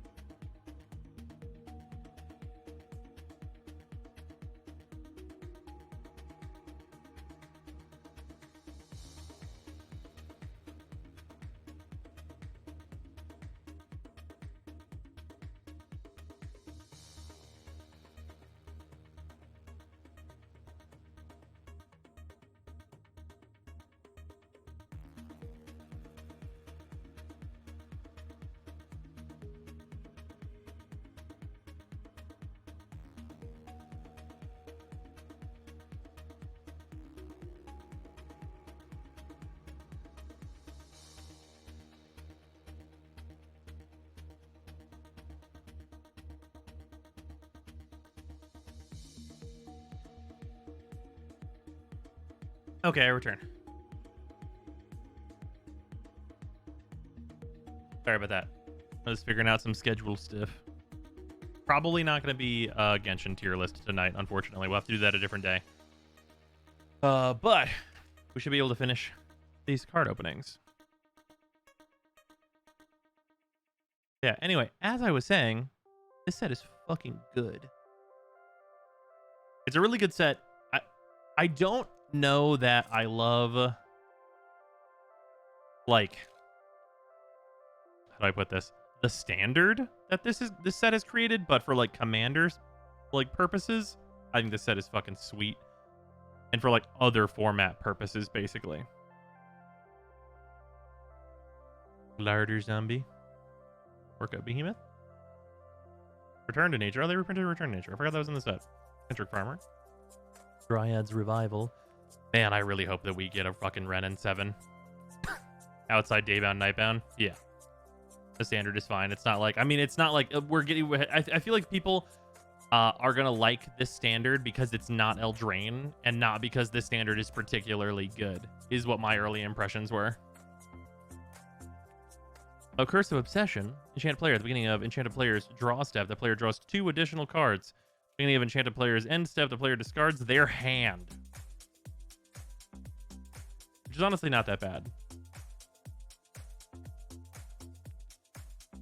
You know, actually, do you just, I mean, this is a curse, but like really, I mean, if you're in like red deck wins, you just enchant yourself. I mean, drawing 3 every turn is pretty good.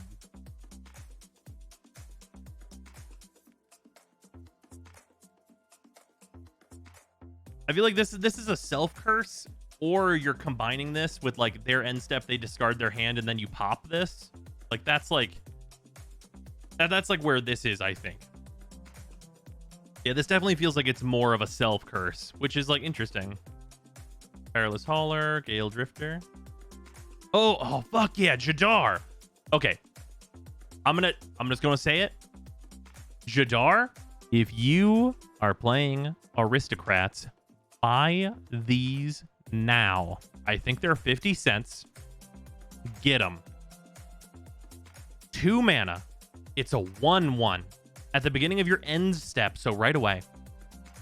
You can, if you control no creatures with Decayed, create a 2/2 black zombie creature token with Decayed. Every turn, make a 2/2 that you can sacrifice for whatever positive art, like fucking Aristocrats effect you have. Absolutely fucking sweet in Commander.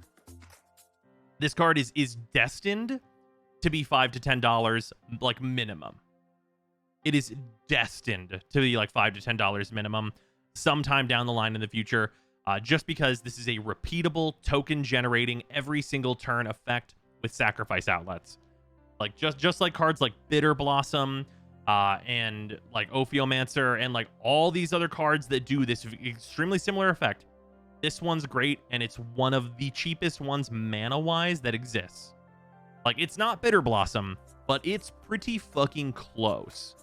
So yeah, if you need, like, this is gonna go in a lot of decks. While it's 50 cents, I would highly advise people to grab them, because this is one of those cards where it's like, if we're like, once they're not printing Midnight Hunt anymore, which I know is gonna be a while, it's gonna be in standard a good amount of time. Once they're not printing Midnight Hunt anymore, people are gonna be like, oh no, I need a Jadar for all of my Aristocrats decks, and then they're just gonna fucking be gone. Yeah, this card's extremely, I'm very happy to open them, because they are, I feel that they are absolutely destined to be used heavily. Shroomy, thank you for the 100 bits. There was literally a fake format made in Arena that just was early rotation, so like I can see people liking this standard. Didn't Ikoria also cycle out? I feel like Ikoria was half of the problem for people.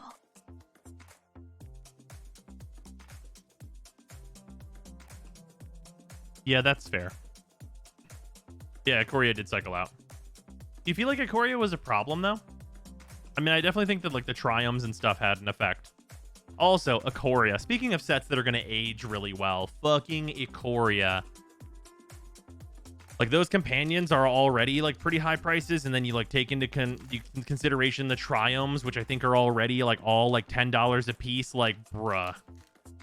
Like I think the mythics in the set overall were like not super great, but the rare quality is high. Oh, look at these fucking mountains, dude.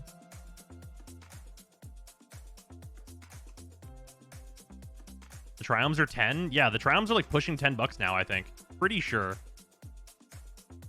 The Sanctifier. Oh, consider, speaking of cards that are just fucking good, this is a common. It is 1 blue. Look at the top card of your library. You may put that card into your graveyard. Draw a card. This card's great. It's going to see play in basically every format that it's allowed to be in. Pretty much all of them. It's better than Opt in most decks. Like, by far most. Like, it's not better than Opt if you somehow get it into that Rakdos deck that wants to put cards on the bottom. But, like, consider... This card's great. Consider is all I'm saying here. This card's fantastic. This is also going to be a long-time staple. Long-time staple. So many decks just want to fill their graveyard. Yeah, Otrimi was a Korea. Yeah, this card's fantastic. Some of these cards actually need to just, like... I'm going to make a different pile for, like, low rarity cards that are fucking nasty. Secrets of the Key. Hedgewidge Mask. Infernal Grasp. Oh, yeah, destroy target creature, you lose 2 life at uncommon. That's pretty... This is a great budget option. Destroy any target creature, instant speed, you lose 2 life. Just fuck somebody's commander up for, like, basically nothing. Great budget card. Fantastic choice. Foul Play. This one, much less good. Destroy target creature with power 2 or less. Investigate. This card feels like one that they almost put at 1 mana. Like, you mean you literally just compare these uncommons across. And it's like... Okay, I mean, Infernal Grasp just kills so many more things. Like, even in Standard, I don't think I'm playing Foul Play. Where, like, that... And like, I mean, maybe even in Modern, where like the CMC is usually so much lower, even then it's like, nah, I'm not paying 2 other mana for the Investigate. We're not doing it. Boldaran Ambusher. Fireside Infiltrator. Kessig Naturalist. Oh yeah, attacks to add mana. Decent Gruul card. It's a werewolf pumper. Not bad. Lord of the Ulvenwald. I mean, in specifically a werewolf deck, very solid. Then we have Shipwreck Marsh. I love this new cycle of lands. I think these are also going to age very, very well.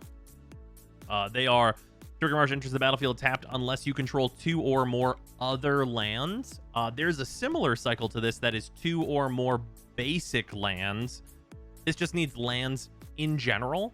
So our turns 1 and 2, absolutely extremely mega important. Yes. However, for the most part in Commander, you are going to have the really, really important turns of turn 2 and turn 3. Not so much turn 1 outside of highly competitive formats. Like, you know, if you're doing like CEDH, turn 1, super important. On turn 1, in casual play, you can play a tap land, and you're going to be fine. It's not going to be such a big deal. It'll be okay. On turn 2, you can play one of your other lands. Like, if you have a basic kicking around, this and then a basic, solid. You have a 2-drop, get that 2-drop into play, do the good stuff. On turn 3, if you've made your 2 land drops, this is a fucking Underground Sea without the land types. Is that worse? Yes. But Underground Sea is the best version of a dual land you can fucking get, basically. So I think these cards are great. Like, if these cards become budget cards, I'm way into it. And I suspect that they won't because they're super solid. Yeah, any kind of a casual commander deck, I think, should be trying to run as many of these as possible. Like, legitimately. But maybe not in 5 color. In 5 color, maybe just choose the ones that have the most important colors for you. But regardless, very good card.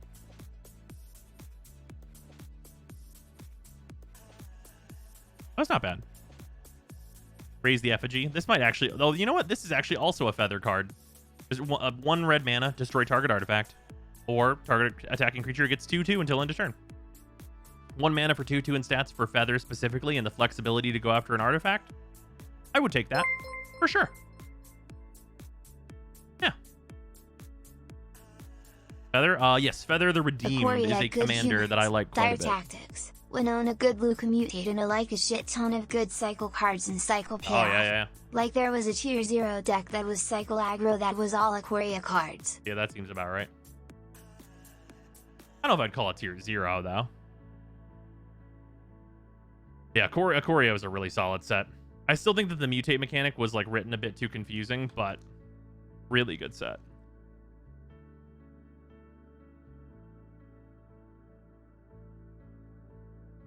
Hope we get the rest of the Triumphs in Capenna now that you've reminded me of them. Absolutely. I would love to see the rest of the Triumphs. They won tournaments. That doesn't mean it's tier 0. That's not how that works. Was it the only deck that won tournaments? Was it all of top 8? Like there's a difference between tier 0 and a really solid deck. Also, this look at this foil fucking island. It was one of like 3. Yeah, 3-deck format is not outrageous at all. Yeah, this is fucking nice. I love this. These fucking lands. Shocking. Thank you for the 100 bits. Tapping at the window. No shadow be sight. I've drank 6 bottles of water in the last 1 hour. I'd if that's good or bad. Oh, well. Tapping at the window. Look at the top 3 cards of your library. You may reveal a creature card from among them and put it into your hand. Put the rest into your graveyard. Flashback 2 and a green. Once again, common cards that are very, very good. This is mostly going to be a commander and a standard thing. This isn't going to probably branch out into any older formats. Maybe a little pioneer. There's some possibility of that. But for commander and stuff, like tapping in the window, fantastic. Really good, mostly because it has that flashback. This effect by itself without flashback, like you take this out and this card's really, really whatever. But because it's a 3 mana flashback, it gives you the ability to just get that card advantage. And then like put 6 cards in your graveyard for like the full resolution of this with both the regular and flashback played. Just good stuff. In a deck where you're milling, you want like good flashback sorceries that can help you mill more. Seems super sweet. Very nice card. Absolutely a huge fan of tapping at the window. Very nice card. Shadowbee Sighting. This is just, this is more of a draft card. Make a 4/4, flashback, make a 4/4. Solid for draft. Solid for like limited environments. Probably not really anything else. Candle Trap, Pounding Wolf. To Seize the Storm. Arcane Infusion. Oh, Candlegrove Witch, who has really nice art, but not really much else. Dawnheart Mentor. Gale Drifter. Now it doesn't disturb into much of anything. Hey, it's a Tovolar. Hello, Tovolar. You're the werewolf commander for the foreseeable future. Whenever a wolf or werewolf you control deals combat damage to a player, draw a card. What a great effect. It's Tymna, but for werewolves. And no life loss. At the beginning of your upkeep, if you control 3 or more wolves and or werewolves, it becomes night, then transform any number of human werewolves you control. It fixes the werewolves problem. Hey, would you look at that? It makes it so that your werewolves can actually do things. What a card to print for specifically Commander. It legitimately might also see play in other formats. Like, I think that there is kind of a werewolf thing going on in Standard, but like, it's a fucking werewolf commander. It's the werewolf commander. That's what it really is. And look at the bird. That's what's really going on there, is that it's a werewolf commander. But yeah, good stuff there. The uncommons are all like weirdly mixed on this one. Here we go. Yeah, nice to have Tovolar though. Wonder if I'll actually put werewolves together. I might. There's actually also like some interesting ideas with Tovolar as like a because his effect is basically Tymna. The theory is that you can do like pretty high power Tovolar with like some like stacks pieces and like some wolf generation and like just like using wolves instead of werewolves and actually transforming and stuff. anything like besides him, and like with infinite mana on Tovalar, because like he makes it night, even if it's just like wolves, not only werewolves. Like you flip him to this side, and like if you have infinite mana, he can make wolves or werewolves infinitely big and have trample. So like if you have 3 creatures that are wolves or werewolves, you just have, you do an infinite mana combo, which there's a bunch of, and then you just pump the team and kill your opponents. So like he's card draw, infinite mana outlet. Like it's the idea behind it is not, it's not wrong. Combat based though, so I mean, so is the best partner. Like Timna the Weaver is the best partner, at least in my opinion. It's a pretty close race between her and Thrasios, but like she's a combat based card that draws cards, and that she's fucking sweet. He does basically the same thing without like the life gain, life loss like gimmick basically. How many super rares are guaranteed in a booster box for the Digimon TCG? I do not know. I could not tell you that information. Mountain. Blood Pact. Novice Oculus. Bulbing Wilds. You play Nightpack Ambusher and Torvald. What does Nightpack Ambusher do again? Oh, hey, another limited bomb. You create 2 3/3 green insect creature tokens. You gain 2 life. Flashback for 8 to make another 2 3/3s. Really good and limited. Probably not going to be anything else anywhere else. If you're drafting, probably check this thing out. Turn the earth, choose up to 3 target cards in graveyards. The owners of those cards shuffle them into their libraries. You gain 2 life, and you can flashback it. Kind of a thing, but like, you know. There's probably some combo deck with Turn the Earth. Winterhorn Blessing. Put a 1/1 counter on up to 1 target creature you control. Tap up to 1 target creature you don't control. And creature doesn't tap during next tap step. Oh, this is not bad. It's like reasonable-ish. Just to like lock somebody down for a little bit. Fine. Morning Patrol. Fangblade Brigand. Hey, can't stay away. This card. Also, I already have in a deck that I'm brewing. So, can't stay away. Return target creature card with mana value 3 or less from your graveyard to the battlefield. It gains if this creature would die. Exile it instead. 5 mana to flash it back. Unlimited that tap down is power. Absolutely agreed. Yeah, this deck, I mean, it's a 2 mana reanimate for something that costs 3 or less. Solid. I mean, if you're running like a lot of like low cost, high value creatures, then you're gonna get the value out of this. I mean, you can cast it twice. If you mill it, you can cast it. There's plenty of 3 mana or less stuff that is a reanimator itself, so you can kind of use this as a middleman to be like, oh god, what are they called? Novice Necromancer. I think that's right. Where he's a 3 mana, you tap him and sack him, and then you resurrect anything from your yard. You middleman this card, and then yeah, there's stuff you can do here that that's pretty good value, and this card's going to be really cheap, I think. With our Commando and foil, we have a list card, Will o' the Wisp, flying, regenerate itself for 0. It's a 0/1. Sure, it's a card that exists. Why not? Who's going to stop it? The exile really hurts it, though. I mean, sure, because you can't do it to the same creature twice is fair. But, like, I mean, if you're getting to reuse it at all, like, that's pretty solid. Also, if you have, like, a commander, like, the deck that I built that has that card in it is Ailey. Ailey, like, Pilgrim Wanderer, I think it is. Also, this fucking foil swamp, look at. Fucking damn. Oh, is this one of the misprints? Oh, this is one of the misprints. Oh, do you guys see this? Oh, it's blue and purple on one side and then red on the other. It's supposed to be like purple all the way around. Here, hold on. Where's that other foil? Fucking show. You see how this one is like always blue? Obviously in the direct light, it's just reflecting the direct light. But see how this is always blue? This one is like a red and purple. So it's like a red-black befoiling instead.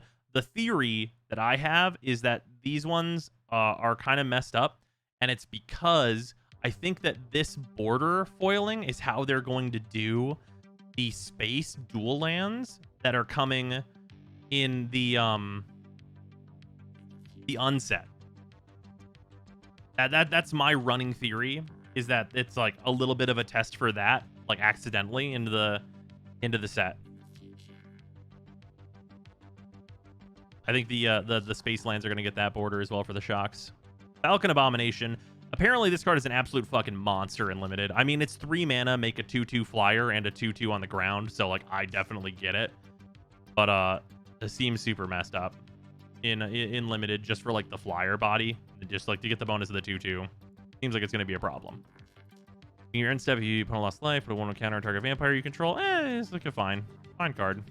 Goes into a vampire deck. Same with this one. Pretty much all the vampires in this can like go into a vampire deck. Pretty much just be like, hey, Edgar Markov, what are you up to? Create a 3/1 black and red vampire creature token with trample, lifelink haste, sacrifice at the beginning of the next end step. Sure. Interesting, the 6th color, purple for space. Ah, yes, of course. Outland Liberator. Oh yeah, this one. So this is actually a good werewolf that you would run in like the Tovolar deck. Well, I mean, you're running in the Tovolar deck kind of no matter what. But this is 1 mana, sacrifice it, destroy target artifact or enchantment, which is solid on a 2 mana card. We obviously have the dinosaur that does this on 3, and it's on a 3/4 body. But you make it night, and then you get the option to still sacrifice it and destroy target artifact or enchantment, but also, whenever it attacks, destroy target artifact or enchantment the defending player controls. Very solid. You can get a really good 2-for-1 off of this, or if your opponent does not have blockers, or like can't block confidently with Tovolar like being also flipped. Good stuff. Really, really solid. A better Reclamation Sage? I don't know if I would say... I mean, in this form, I definitely tend to agree. But spending 3 and then definitely keeping the body on board, there's value in Rec Sage still, absolutely. There's a reason Rec Sage is a staple. But yeah, this card's super good. Actually, like, this is one of the best werewolves in the set, like, very easily, actually, I would say. Tireless Hauler. Mysterious Tomb. What's the backside of this one do? Tap target non-land permanent, transform Chilling Chronic. Oh, yeah. Yeah, this is the one that it's, fucking Icy Manipulator on the back. I think, well, no, wait. It doesn't Icy cost, like, 2 or 3 to tap something down? It's better Icy Manipulator on the back, but you have to keep flipping it between drawing a card and tapping something down. Which, honestly, like, if you're playing a casual deck and you're looking for, like, a decent piece of card draw, it's not bad. Oh, is Icy one? Okay, yeah. So it is an Icy Manipulator on the back and then card draw on the other side. This card's not bad. For if you're playing a budget deck, then, like, sure, absolutely. Like, 100% that card is totally fine. And then we have the Celestis, which is a day-night, like, manipulation card. If it's neither day nor night, it becomes day as Celestis enters the battlefield. Add 1 mana of any color, so it's mana fixing. It's a mana rock. Nice. 3 mana and tap it. If it's night, it becomes day. Otherwise, it becomes night. Activate only as a sorcery. Whenever day becomes night or night becomes day, you gain a life. You may draw a card. If you do, discard a card. So it's like kind of hand fixing, a little bit of life gain, making some mana. It seems overall pretty solid. If your opponents are like constantly trying to switch it back to like day, and then you're playing Tovolar or any of that kind of business, like you're gonna get some benefit off of this. Searching for the right cards, like doing some stuff. I think it's worth playing for sure. We have an Arrogant Outlaw in foil. And a wolf token. Yeah, so many just good, interesting cards on this set.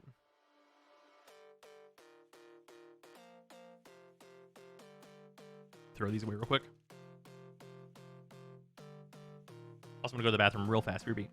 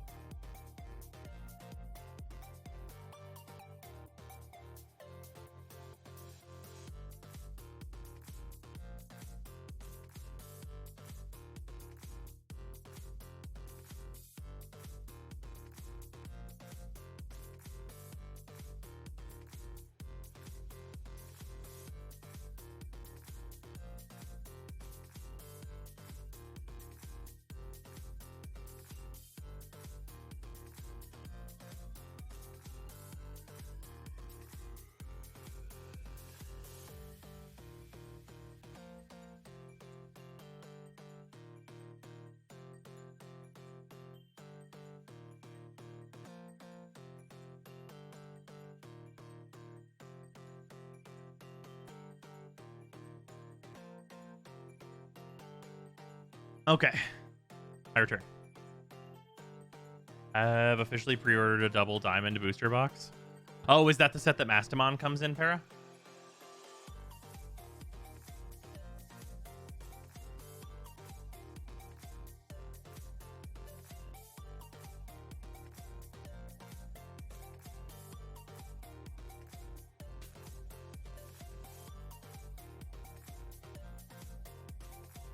Bam. Nice. God, I love these lands so damn much. I'm sure we're gonna get into some repeats here soon, and I can stop like gushing over how nice this set is in like a lot of its common and uncommon slots. Jack-o'-lantern. Oh, this card's relatively interesting. It's a mana fixer in your graveyard once, which is kind of cool. Fruit Coil Creeper, Phantom Carriage, Kessig Naturalist. There's the mana making werewolf. You definitely run this as well in a werewolf deck. Overwhelmed Archivist. Enters the battlefield, draw a card, then discard a card. Disturb for 4. I think this has the card draw on the hit, right? Tax, draw, discard. Oh, no, it's still just a draw, discard on the back. Okay, never mind.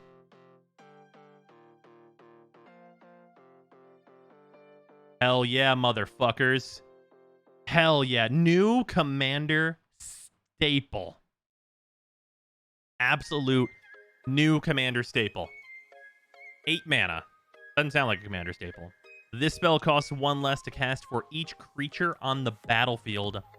Destroy all creatures.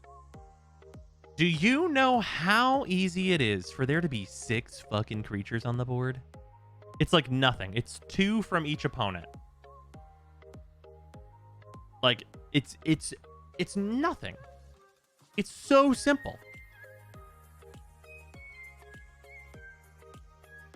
My roommate cracked 10 packs, got 2 rare tools, and 1 foil Tovo alternate art, and a fucking Cavern of Souls. Hell yeah. At 4, it's still good. Yeah, at 4, we can still play this. It's a fucking Wrath of God. Awesome. Great. But yeah, at 2 mana, like, I mean, we were talking about other, like, things you can do with like the Diagraph and stuff, like reanimating, like still having mana to make follow-up plays and put yourself ahead. Like, fucking, it's good. It's just that good shit. Like, what an amazing card. Happy to have as many of those as I could possibly open. Not even a token. All right. Oh yeah, this thing. This is just like a decent value card you can play. Enters the battlefield, return target instant or sorcery card from your graveyard to your hand. You can do some like budget stuff with this, with like kind of extra turns and things like that. And it's like a minor card. Reason you bought double diamond. Oh, this is fair. Yeah, this is fair, Para. I get it. I see where you're coming from. Got 3 duels from 1 set booster, I win. Nice.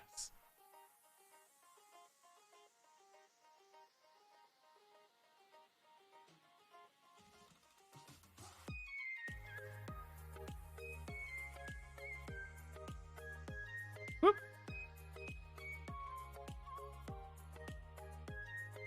Oh, man. Brendan 7 looks fucking awesome. Hopefully I get one. I'm really hoping on it. Oiland. The Stuffed Bear. Howl the Hunt. Tool for Dominance. Max Betrayal. The Thermo Alchemist. Oh, yeah, this card. So Thermo Alchemist. Deal 1 damage to each opponent. There is a deck for this effect. You'll be surprised to know. And it's Torbran. Where is he at here? You probably won't be surprised to know that this is the deck for this. I have it right here. I built this deck. Of course, it's the last one. Torbran. If a red source you control would deal damage to an opponent or a permanent an opponent controls, it deals that much damage plus 2 instead. Yeah, so you just deal 3 every turn. It deals 9 total damage every single turn. And whenever you cast an instant or sorcery spell, you untap it to deal another 9 damage. So every turn that you cast 1 instant or sorcery, it deals 18 damage to your opponents. It turns out that that's really good. I don't know if you know this, but it's really good.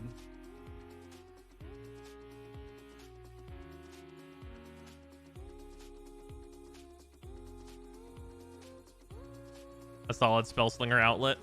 Basically a pseudo gutter snipe. Absolutely. Yeah, it's a sort of gutter snipe. Very solid card. Oh, Cathartic Pyre. This is also an interesting. It's kind of an abrade. Deals 3 damage to target creature or planeswalker. So it's a little bit more flexible because you can hit a planeswalker. Discard up to 2 cards, then draw that many cards. So it's a -1, but you get to like get rid of some stuff you don't need. I think this card, you know, this is a solid little piece of removal. I know there's like some talk of like this being used in like some CEDH decks that really need like the draw and like discard stuff. So Cathartic Pyre, super solid uncommon for sure. Infiltrator, Trample Daybound, a Trample Nightbound. Wow, look at that. Won't you look at that? We'll just look at it. Covert, Cut Purse. Enters the battlefield, destroy target creature you don't control that was dealt damage this turn. Oh yeah, this one's like, it's just too narrow. Dealt damage this turn is like just kind of too hard of an effect to turn on, in my opinion. Spell Rune, cast an instant sorcery. Curse of Shaken Faith. We got another curse. When an enchanted player casts a spell other than the first spell they cast each turn, or copies a spell, important bit there. Curse of Shaken Faith deals 2 damage to them. So you put this on the player with Grape Shot, and then if they ever cast Grape Shot, they'll fucking die. Or at least they better. Yeah, big anti-spell slinger. You got an opponent that looks like, if you got an opponent that's playing Quark Sakashima, put this on them. Now their deck doesn't work. It's fucking evil. Woof. And this kind of did come back with Modern Horizons 2, see Asmore. Yeah, that's true. Maybe Enable Madness if that comes back. Yeah, oh yeah. Although Enabling Madness in Commander is kind of over because of Angie.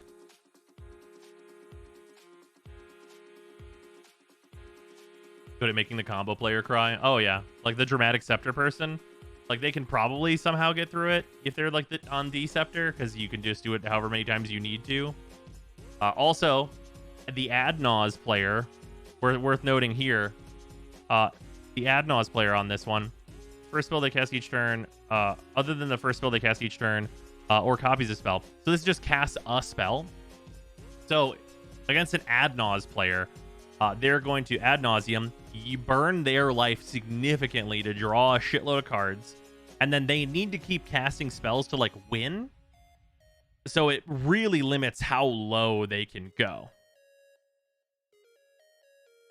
Because it's like, what do you do? Do you ad naus from, let's say, let's call it 36 life, because that's pretty regular. 36 life all the way down to 10. You have to figure out how to win the game in casting. You have 5 spells to win the game, which means like from there, sure, you can like, you know, I mean, 5 spells is not nothing. Like you can Thassa's into Demonic Consultation, but like if your opponents have interaction, like, I mean, I know you have a bazillion cards in your hand, but you can only interact so many times. You have limited interaction. Otherwise, you'll just die. Hey bros, what do you do with your art cards? I usually just pick the ones that I like from my art cards, and then I use them as command zone cards. That's my favorite use for them generally. Like if one seems like on theme with a commander deck that I'm building, usually becomes the command zone card. Bony Trapper, Moonrager Slash, Lambholt Harrier. Your creature can't block this turn. There's 1 damage target creature defending player controls. That creature's a zombie. Deals 2 to them. Oh, Sacred Fire. Yeah. Lightning Helix, but make it shock. Cavern Ruffian, Birded Voyeur, Bereaved Survivor. When another creature you control dies, transform. What do you become? Oh, that's cool. Dauntless Avenger. Turn target creature card with mana value 2 or less from your graveyard to the battlefield, tapped and attack it. Oh!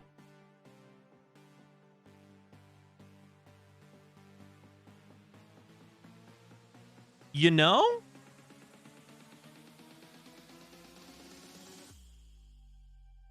You know, that's a solid fucking uncommon. Yeah, I mean, like, if you're in a list where you can make it so it's pretty fucking hard to block this card, like, yeah. Well, yeah, all right. Because, like, I mean, think about this card in, like, let's say you're playing, like, a budget equipment deck, right? You're playing, like, Arden Rograk or something pretty regular like that, or like an aristocrats list or something along that nature. You play this card, and like your thing that everything's Voltroned to dies, and now, ka-ching, here's Dauntless Avenger, a perfect target to just fucking dump everything onto. Or like making stuff unblockable. Like, yeah, I like this card. This is a solid card. That is going to be a solid budget option for sure. Cast your next instant or sorcery spell turn, copy that spell. You may choose new targets for the copy, and then 3 mana to flash it back. Turns out, I don't know if you guys know this, copying cards for really low like amounts, super good, really good. Because notable thing that you can do here, let's say, I don't know, theoretically, you cast Time Warp. Well, of course you're going to pay 1 blue and 1 red to do the Time Warp again, but you can let the copy resolve, and then let's do the Time Warp again and take 3 extra turns, motherfucker. Is that 10 mana? Yeah, but 10 mana for 3 extra turns is like expropriate level bullshit. So if you got some extra turns going on, this is bullshit. Also, just big spells in general being copied with this is just insanely good, like Brass's Bounty. There's a bunch of things, etc., etc. There's a million cards that are like, Jesus, a bunch of nonsense that you can do. Also, what else am I thinking of? There's some like copy infinites. I think if you cast this, what's the line? You have to like cast this.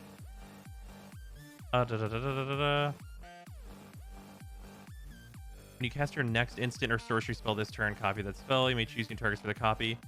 Oh wait, no, isn't it just it's this by itself with Ral then, right? Because if you, yeah, because it's when you cast your next instant or sorcery spell. No. Yeah, you have to cast this first. Never mind, because you know this isn't target to copy, but it's still 2 mana copy and then 3 mana copy. Still really good. It's a little bit more narrow because you're not targeting it to copy it. If it was target to copy, this would go infinite by itself with Ral, but it does not. Still really good. Any kind of like a big spells like copying, like you're gonna do some good shit with it. Yeah, foil Evolving Wilds, not bad. Hey, a list card. It's a Helix Pinnacle. Hey, look at that. It's a win condition. It says make 100 mana, win the game. Make 100 mana. That's all you got to do, and then you win the game. Man, what a fucking card. What a fucking thing. There's a spell from this set that really interested me from the deck building perspective of the effect. Return target instant or sorcery card with flashback from exile to its owner's graveyard. Oh, yeah. Some of the flashback support stuff. Easy win con the card. Yeah, I mean, how hard could it possibly be to make 100 mana? Spoilers, it's not hard. Oh, hey, look. It's to Totally Fairy. I love how people were like, oh, good, they finally printed a fair version of Teferi. And then immediately, the Infinite was discovered. And the Infinite is like the easiest shit in the world, too. It's like Teferi, Lithoform Engine, a creature that makes any amount of mana, and a land. Oh, no. What a hard to assemble combo. Except it's not. Like, the hardest thing is the Lithoform. And, like, both New Teferi and the Lithoform are 4 mana. Like, that combo is live on turn 4. Because you're already using the Mana Dork to ramp into the combo. So, like, I mean, yeah, it's fucking... They finally made a fair version of... Oh, no. Oh, nope. There it goes. Well, back to the drawing board. Yep, exactly. A Stolen Vitality. Unit's Rush. Otherworldly Gaze. Oh, Faithful Mending. This card. Very big deal. 1 white, 1 blue. You gain 2 life, draw 2 cards, then discard 2 cards. Flashback for 1 white blue. Really good. Lots of decks trying this out in Modern. For anyone that doesn't know, this is a play on Faithless Looting. Is Lithoform still in Standard? I believe it is. Did it rotate? Am I wrong here? It's Mending, but it's really looting. Yeah, it's 1 extra mana, Faithless Looting. It's in different colors, obviously. I personally think this is still going to be really good. I think there's going to be a home for this. I think the life gain matters. Like, it's 1 extra mana, but it gets you 2 life, and the flashback doesn't cost anymore. It just costs an additional color. So, I think there's definitely a spot for this card for sure. Like, this has a modern home. It might take a little while to solidify, but I think that this card's gonna really show itself to be great. I think this is like a $5 uncommon too, by the way. When you cast a spell from your graveyard, create a 1/1 blue bird. 5 mana, dig 4, heal 4 is pretty good. Yeah, turns out. Especially, you know, if you're in life gain or anything like that. When it enters the battlefield, gain 3 life. 1 mana of any color. Baneblade Scoundrel. Baithook Angler. Augur of Autumn. Another excellent new staple card coming out of this set. So, 1 green. We've seen that mana cost before. You may look at the top card of your library at any time. Okay, I like doing that. You may play lands from the top of your library. Oh, I really like doing that. That says draw a card whenever you do that. As long as you control 3 or more creatures with different powers, you may cast creature spells from the top of your library. Okay. Coven, a little harder to set up. How fucking ever? You may cast creatures and play lands off the top of your deck? In green, that might as well be Future Sight on 3 fucking mana.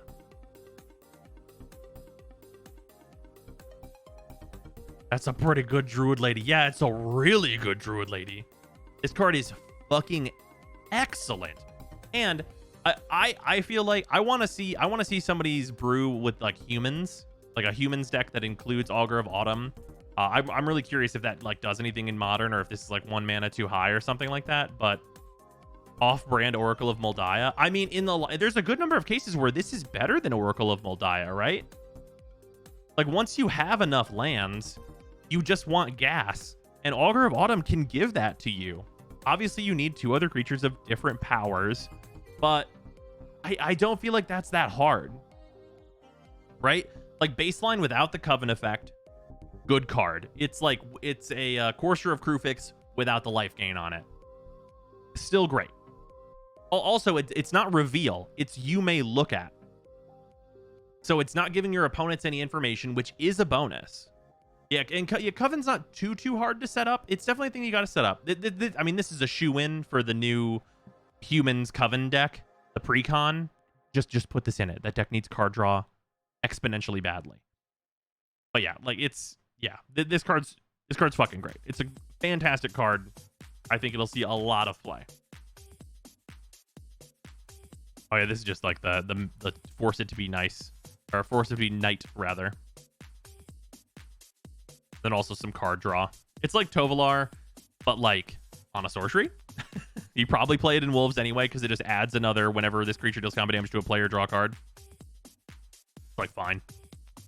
I considered cutting Coven from that commander list. I mean, you're valid for that. Like, it depends on like how casual you want the list to be personally. Because I would personally keep that list pretty casual, because I don't think that it can compete at high power. 3 different power, and it counts itself for 3 mana drop. Yeah. Wrath heavy group means Coven is do nothing. I mean, sure. I don't know. I think Wrath heavy groups are getting like less common and more less common. Hey, it's Gisa. Hell yeah. Her new art is so fun. She's just having a good time. Definitely building that new zombies list. Oh, also, for anyone who wants to know, the new pre-con, the new zombies pre-con, the main guy of that set, his whole thing is that he came back to life because he's so in love with Gisa. So this is the perfect command zone card for him. Cut Coven and just run green-white humans with Kyler at the helm sounds like the way to go for that deck. Yeah, and just add a shitload of draw to it, just naturally, because it needs it badly. If you're in a Wrath Heavy group, you'll be playing something completely different anyways. Yeah, you're not playing, like, spam the board humans at that point. Drownyard Amalgam. Target player mills 3 cards. Revenge of the Drowned. Player of Faith. Less Defiance. Vampire Socialite. Play with Foyer. I don't like Foyer. Oh, shit. Oh, nice. Very good. Enters the battlefield unless you control 2 or more other lands. We already talked about how nice I think these lands are. I think the full arts are fucking beautiful. They look so good.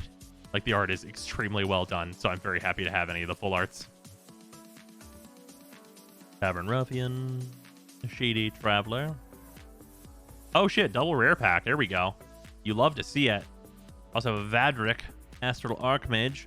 Neither day nor night, it becomes day as Vadric enters the battlefield. Instant and sorcery spells you cast cost X less to cast, where X is Vadric's power. Whenever day becomes night or night becomes day, put a 1/1 counter on Vadric. Vadric looks fun to build around. Yeah, I could definitely see that. I mean, hey, if he comes in and, like, it's night and you make it day... Actually, wait. Whenever day becomes night or night becomes day... Okay, so it doesn't do any... Wait.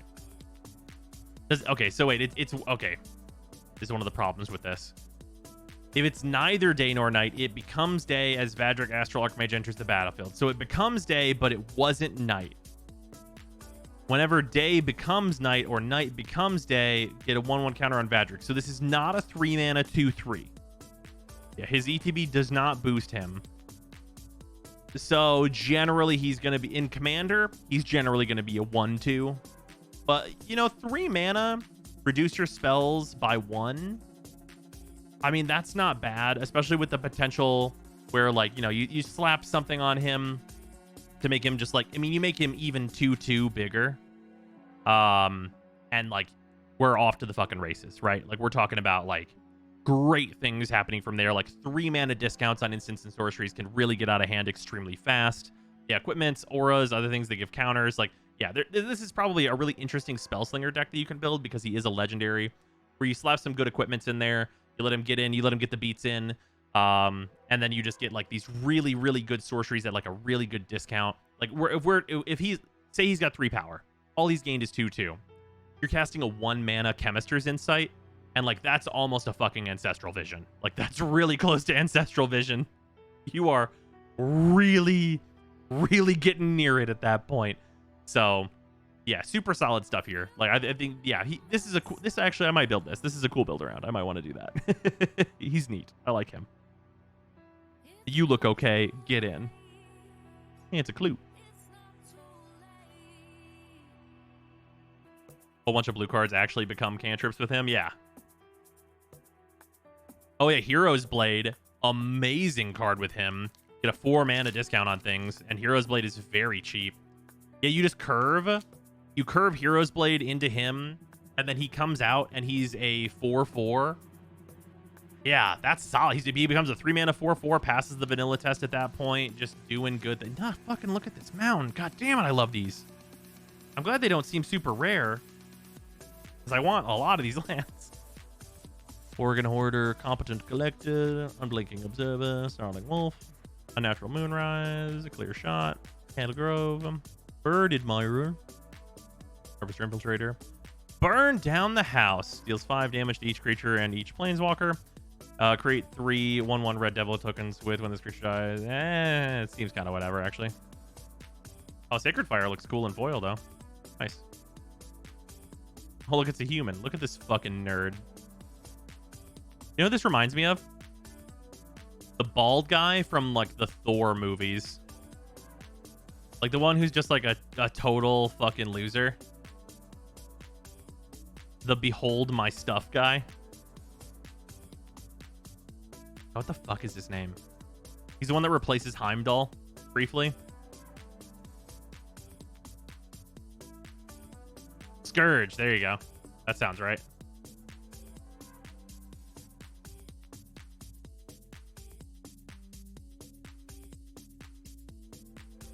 Innistrad humans, it's pumpkin spice season.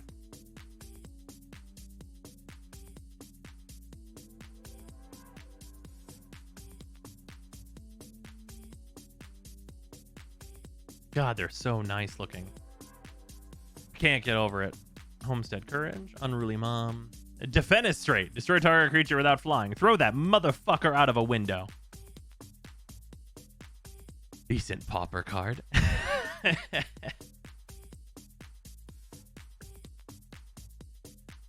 Sunrise Cavalier. If it's neither day nor night, it becomes day as Sunrise Cavalier enters the battlefield. Whenever day becomes night or night becomes day, put a 1/1 counter on target creature you control. Trample and haste.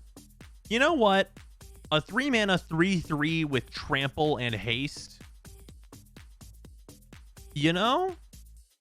With the potential to maybe put some 1/1 counters around. That's not bad. That's not bad. That's actually all right. I'm building a Boros deck. This might go in that. I'm just going to put that over here in this, like, I might use this card list. Sunset Revelry. Hey. Hey, yo. That right there is Avacyn's Memorial.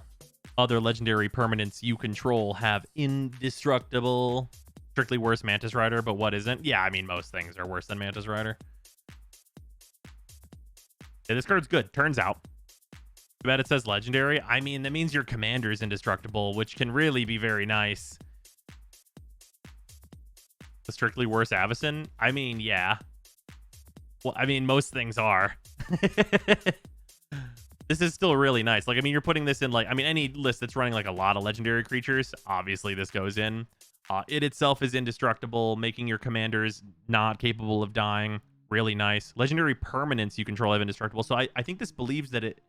I'm pretty sure if you have a Planeswalker as your commander, or if you have Planeswalkers in general, they can't lose counters. Am I right on that?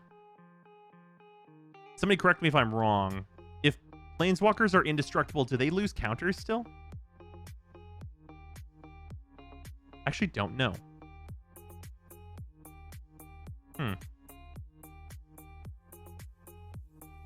Because if they don't, this is definitely a Super Friends card. For sure. If they do, then it's not really, eligible for that. I actually don't know. Never had indestructible Planeswalkers before. I know whenever Gideon gets blocked, whenever he's indestructible and a creature, he doesn't lose them. I think they would still, a regular Avacyn would do the same. Avacyn can come back or something, right? Didn't the new Angel get remade after dying? It seems that way, yeah.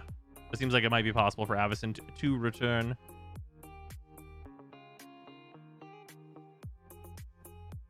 Yeah, Patrician, guys. Spells you cast from your graveyard cost 1 less to cast. Neat little flashback support. Oh, we got a list card. Deathless Knight. Haste. When you gain life for the first time each turn, return Deathless Knight from your graveyard to your hand. That's a thing. This card's kind of cool. It's a little expensive. I will. You know what? This card would be way better as a 2-mana 2/2, if you can believe it. Yeah, kind of. It's like a decent list card though. Go into some decks. I can think of some decks where I might want that in there.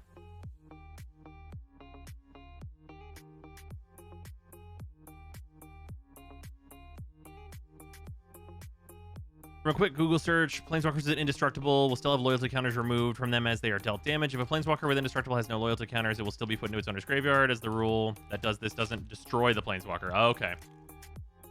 Well, fair enough. That's unfortunate. But also makes sense. Gotta keep Planeswalkers in check somehow from just being made indestructible, right? Oh, that's really nice looking. Fountain, speaking of nice looking. Arrogant Outlaw. Bat Whisperer. Electric Revelation. Ardent Elementalist. Scab Wrangler. Tap 3 untapped creatures you control. Tap target creature. Vivisection.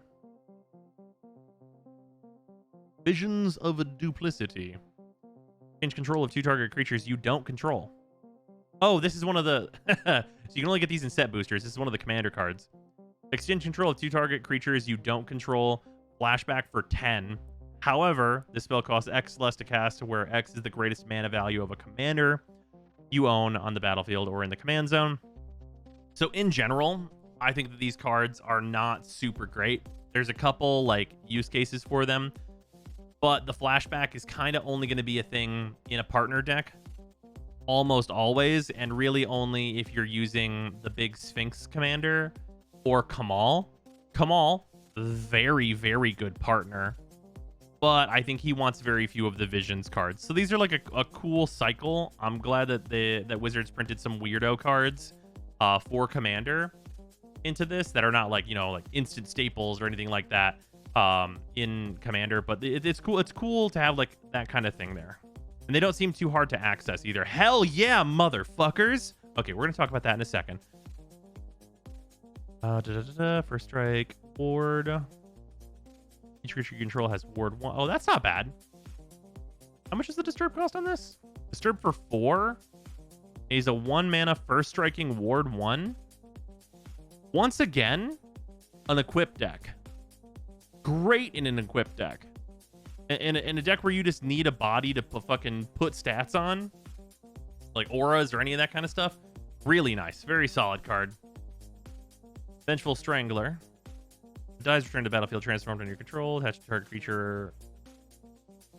It's just the fucking hands. God damn it. Depending of your upkeep, enchanted permanent's controller sacrifices a non-land permanent and loses 1 life. Yeah, fair enough. Have to keep sacrificing things if they want to keep their stuff around. So, Poppet Stitcher. Whenever you cast an instant or sorcery spell, create a 2/2 black zombie creature token with Decayed at the beginning of your upkeep. If you control 3 or more creature tokens, you may transform Poppet Stitcher. 3 mana, 2/3. Flips into Poppet Factory. Creature tokens you control lose all abilities and have base power and toughness 3/3. Beginning of your upkeep, you may transform Poppet Factory, so you can put it back if you want to. The backside of this is nutty for 2 reasons. 1, in the new Commander Precon, if you put Poppet Factory in and any free sack outlet, that's an infinite. If you put Altar of Dementia plus Poppet Factory, or I guess technically Poppet Stitcher, into your deck, and you get Poppet Factory and the free sack outlet and your commander out, which is only a 3-card combo, not that hard, you mill your opponents for their entire library and they lose the game. So that's immediately that's sweet. This card, I suspect it's going to be a good number of bucks, but if you can get it cheap and you want to upgrade that precon, this is going to be a really good way to do so. Also just makes more, makes more zombies for you to sacrifice and just do good things with. Excellent card. Fantastic card for us to get there. Then a nice foil Return to Nature. Look at the beast. Card of Krosa, pair him with Galanra. Yeah. Good combo. I do that as part of... I have a green deck that switches out its commanders to kind of adjust the power level of the deck. And that's one of the available ones in there. Poppet Factory just seems unfair. I mean, it's really good. That was my pre-release promo. Poppet Stitcher is sick. Fuck yeah, that's a great promo, dude. Cool. Tramp. Startle. Tapping at the window once again. Gotta be Sighting. Pestilent Wolf. Kill the Ruin. Fading Hope. Harvester. Dawnheart. Baithook Angler. Bloodline Culling. Target creature gets -5 and -5 until end of turn. Our creature tokens get -2/-2 until end of turn. Kind of some variable removal and an instant speed. Kind of an interesting one. It's either like that guy or those guys if they're tokens, so it's pretty interesting. Good way to get rid of a bunch of decayed zombies.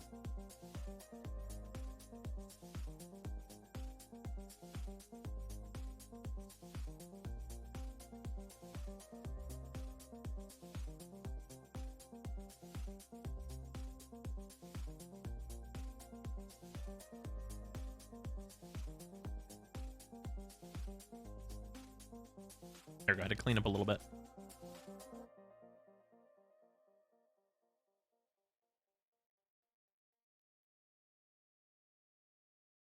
God, there's just so much to talk about in this set. Forest. Candle Trap, Stuffed Bear, Bounding Wolf, Max Betrayal, Dissipate, Intruder, Bird Admirer, Mystic Skull. Oh, Mystic Skull. This is actually one of the interesting uncommons. So it's a mana fixer on the front, just 1 mana to, like, just filter into a mana that you need, and it's a 2 mana to play it. 5 mana to transform it. Lands you control have tap, add 1 mana of any color, and it is a nice beefy 5/6. So yeah, if you need color fixing, especially now that Golos is banned, this is a good way to get it. Just nice colorless mana fixing. Good stuff. You need your lands to make all the colors for your jank 5-color deck that's playing Essica now instead of Golos. Absolutely. Absolutely a thing that you can do. And is a good option, legitimately. Lunarch Veteran. Ooh, we got 2 rares in here. Rite of Harmony, whenever a creature enchant... Oh, this is the... Yeah. Whenever a creature enchantment enters the battlefield under your control, this turn, draw a card. Flashback for 4. Great card in Selesnya. Absolutely fantastic. Mostly in a token-producing deck, because this is one of the card draw engines that works on tokens entering the battlefield. So, just fantastic. Like, if you're about to cast a spell... Like, there's... Oh, God. There's, like, the X spells that make soldiers. You're like, okay, well, what am I going to do here? Well, let's do... You know, cast this spell for X equals 6 and then pay another 2 mana on top of it. So say you're paying 9 mana total to make 6 1/1s and draw 6 cards. Solid. Good stuff. Yeah, Sithis is a fan of this card. You draw double cards whenever you do stuff. Good things. Then we have a cool rare. A very solid rare here. We have Triska Decaphile. You have no maximum hand size. At the beginning of your upkeep, if you have exactly 13 cards in your hand, you win the game. Now, the thing to note about this is that this is a, so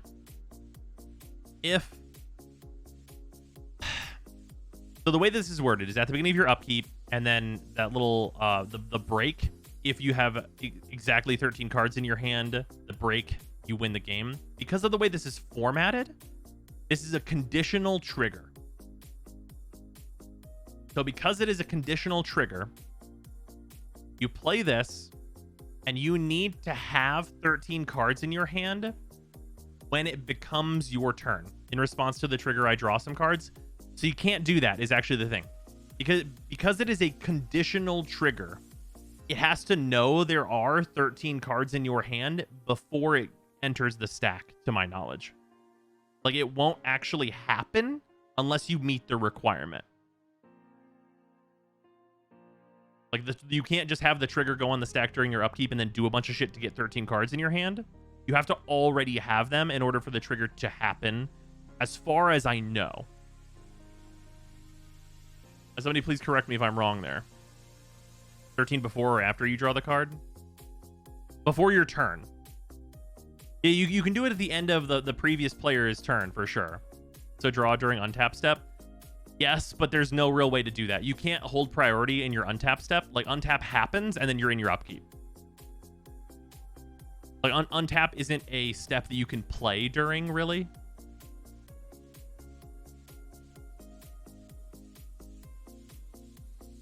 So that this card is not as, like, easy of a win condition as people think it is. It is actually, like, there is some setup to this. Like, for sure. Like, does it help you win by itself because it has, you know, 4 mana on it, draw a card? Absolutely.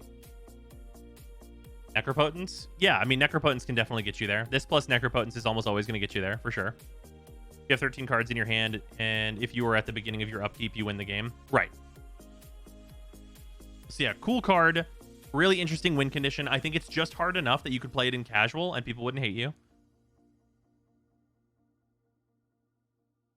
There should be 4 mana draw card. That is what this is. But any person can activate that? Fuck.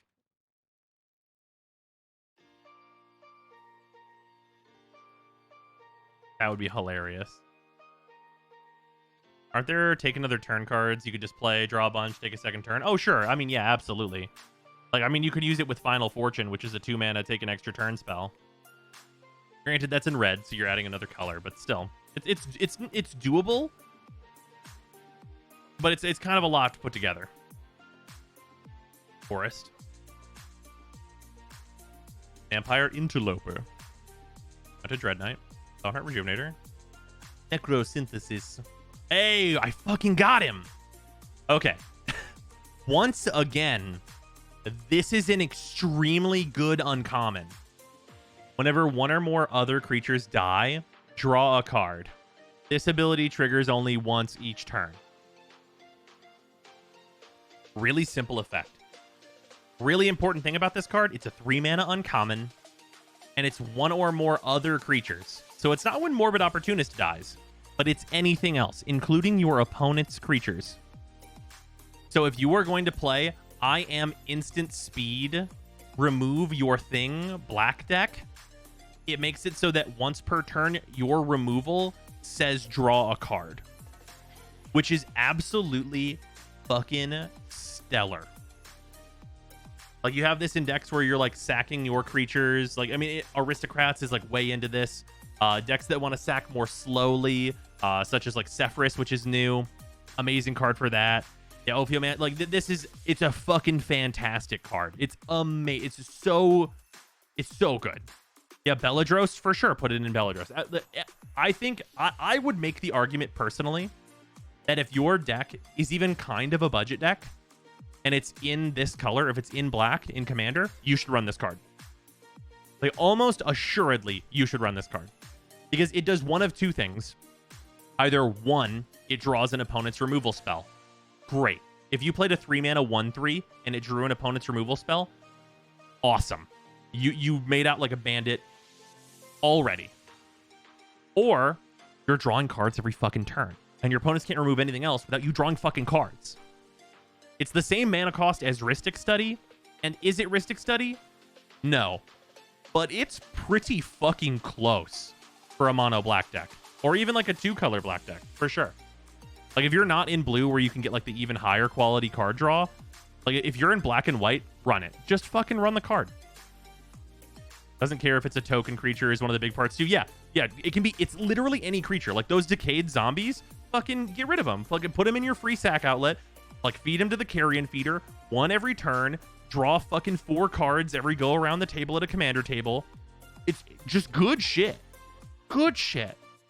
Great fucking, like, actually amazing fucking card. Yeah, great in zombies. All right, chat. What is Decayed? Die at the end of the turn, I take it? It's not. So Decayed is, it cannot block, and if it attacks, sacrifice it at the end of combat. He's going to be one of those $10 rares in a while. That's the other thing. This isn't a rare. This is a fucking uncommon. Like, this card could have been a rare. They could have absolutely said, hey, this card's rare, and I would have been like, I understand. It's a fucking uncommon. Decayed is for rushing? Pretty much. It's mostly for, like, there's a lot of 2/2, make a 2/2 Decayed zombie. But yeah, like, rush down in limited and, like, value sacrifice probably in more constructed formats. Grove Witch, Tavern Ruffian, Hallowed Respite. Exile target non-legendary creature, then return to battlefield under its owner's control. If it entered under your control, put a 1/1 counter on it, otherwise tap it. Oh, this is, yeah, okay, yeah. I didn't actually remember this card was in the set. This is like a decent blink card. You can use it twice. Very solid stuff here. You can go positive on mana with stuff that, like, untaps lands and things with this. Like, there's some stuff to do here. Seems like a good card. I mean, you're, like, you know, under its own, return to battlefield under its own control. Hold on, my phone's ringing. Oh, Finn needs his medicine. Means we're gonna have to finish up the stream soon. Shit, we're gonna have to save the Modern Horizons box for another day. God damn it. I only have so much time. No. God, it's only been like 3 hours. Damn it. Oh, okay. Anyway, as I was saying, this card with Dockside Extortionist. That's a pretty good combo. It's not bad at all. Make a fuckload of treasure. Most cards with Dockside Extortionist, though, in fairness. What's up, Imrail? Not quite Gary levels of busted good uncommons, but pretty close. Yeah, it's not quite a Gary, but it's definitely up there. Whenever a non-token creature you control dies, investigate. Whenever you sacrifice a clue, make a 1/1 white human soldier token on the battlefield. Oh, this is good. This is a nice list card to have. This is, you know, another piece of good card draw. Green already has a lot of excellent card draw, so this is not nearly as impressive. Man, why isn't this a white card? What's going on here? Is there a date set for the FF14 stream? I'm hoping we can do it this Saturday, but it might have to be the one after that, just depending on how Finn's doing. Personally, I think he'll probably be, you know, like, recovered enough by then. But it'll be, we'll have to figure it out and just, like, see where we are whenever we get there, basically, just to see what's gonna be up, pretty much.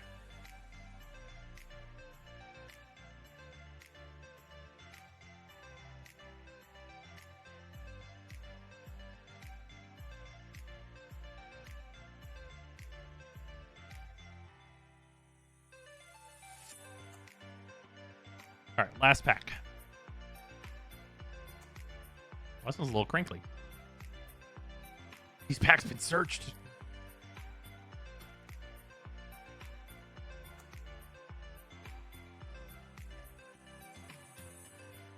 Nice. This is a good command zone card for a werewolf deck. Fuck yeah, that's nice. That's good shit right there. Nice foiled planes to end us off with the lands. Raise the Effigy. We already talked about this. Good card. Burn the Accursed.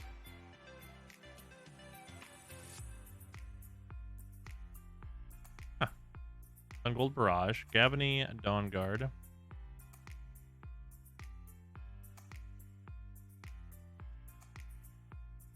Oh my god, this card has a whole lot of words on it to say that it's bad. Jesus Christ. On our Wardens. Perilous Hauler, Verdant Admirer. Hey, Heirloom Mirror. This is kind of an interesting card. Pay 1 life, discard a card to draw a card, mill a card, then put a ritual counter on Heirloom Mirror. Then if it has 3 or more ritual counters on it, remove them and transform it. Activate only as a sorcery. So, here's actually my big thing here for Heirloom Mirror. I personally think that you can run this in Dredge. I think that this is because it's discard a card first, then draw a card and mill a card. So like in conjunction with a Dredger, it's you dredge 1 more than you would before. Like, so I'm just saying a 2-mana repeatable Dredge Enabler is pretty good, especially because it flips into a 4/4 that can exile creatures in the graveyard and get bigger. Like a 4/4 with flying is relevant. Like, for me personally, I think that this card should be tried out in Dredge. I'm not a big Dredge player, but it's really easy to cast. Yeah, I'm just saying. Like, in Dredge and Modern, I could see it. They're already trying Faithless Mending. This is a thing you can do every turn. Obviously, Faithless Mending, you get to dredge 2 things. It's a little slower, but it has, like, you know, instead of the life gain, you pay a little life, but you get the 4/4 with flying at the end, which is it's a real and credible threat. It's a real and credible threat.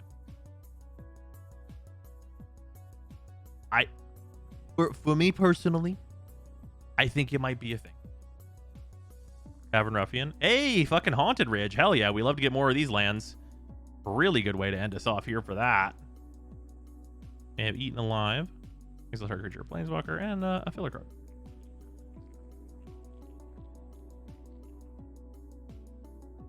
Sacrifice a creature. Exile target creature or Planeswalker. This is a great piece of removal in an Aristocrats deck. This is another one of those ones that's just a really good card, actually. Like, it's at common, but it's actually just really good. It's actually just a sweet card. Like, specifically, it's a certain style of deck. Just a sweet card. Did any of the black and white creatures? I think so. I know we got some of the spells.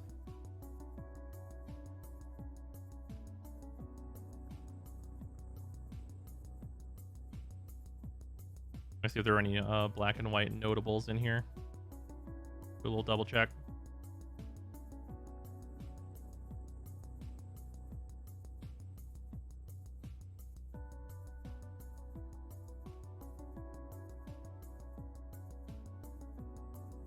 We got Can't Stay Away. Can't Stay Away, I think, is a pretty cool card.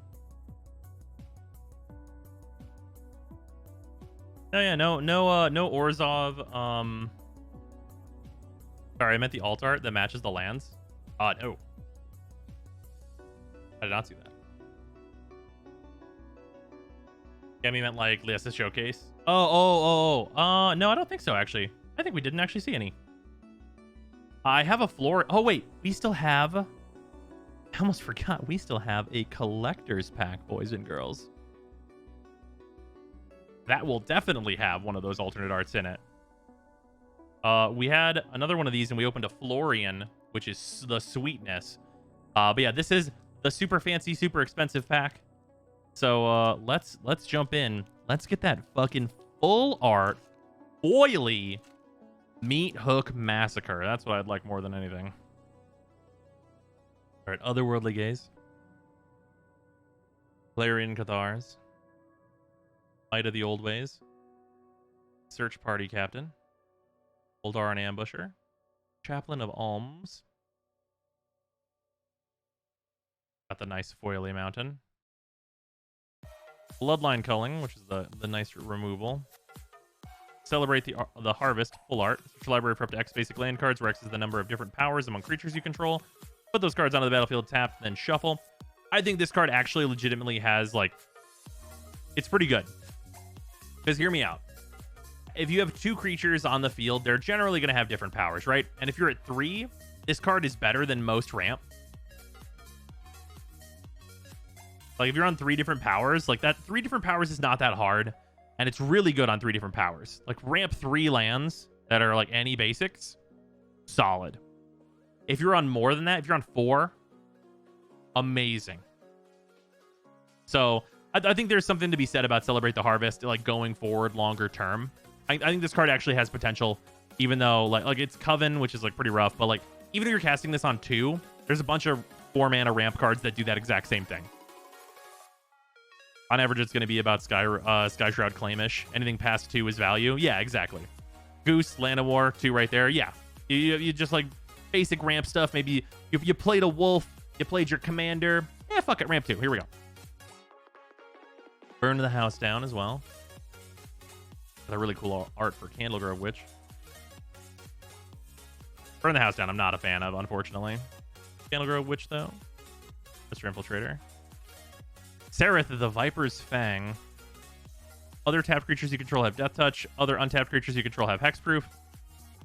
Untap another target creature or land you control. So yeah, he's fucking annoying. Really fucking annoying, actually. So basically, your attacking creatures are going to trade positively. Like, it's just going to be great for you. And also, if anyone tries to remove your shit, they have Hexproof. Let's see a deck with that card in Finn from Kaldheim. Well, if you want to see that deck, I built a $30 budget deck that's vicious. That includes both of them. Did that recently. Oh! I'm going to put this right here. I'm going to put this right over here. And let's talk about Lord of the Forsaken. 6-mana full art demon. 6-mana full art demon mythic. Flying. Trample. 1 black mana. Sacrifice another creature. Target player mills 3 cards. Pay 1 life. Add a colorless mana. Spend this mana only to cast a spell from your graveyard. So, this card is theoretically. Also, we got a little Zombo. Little Zambambardino action. This card is, I think, a viable option as, like, a reanimator target in a deck that's going to go infinite with, like, Underworld Reach. Because, you know, or like, you know, Yawgmoth's Will, obviously also a consideration. Being able to use your life as a resource to cast these cards, like, I think there's legitimately, like, a good amount of win conditions that you can get to by just paying a little black mana, you know, milling over 15 cards, finding a win condition, like using, you know, one of the cards that's flashback to revive a creature. Like Unburial Rites, I believe, is 5 mana, including like 1 white mana, and then 4 to flashback and Unburial Rites, get like a Razakath out of the yard. Like, this is a good card. This, I think it's gonna end up more in like the high power kind of area, but I think it's a super solid, like, reanimation target. I think it's gonna be really interesting to see what people do with this thing. Reminds me of Grizzlebrand. Oh, absolutely, 100%. This is actually going to get the sleevage real quick here.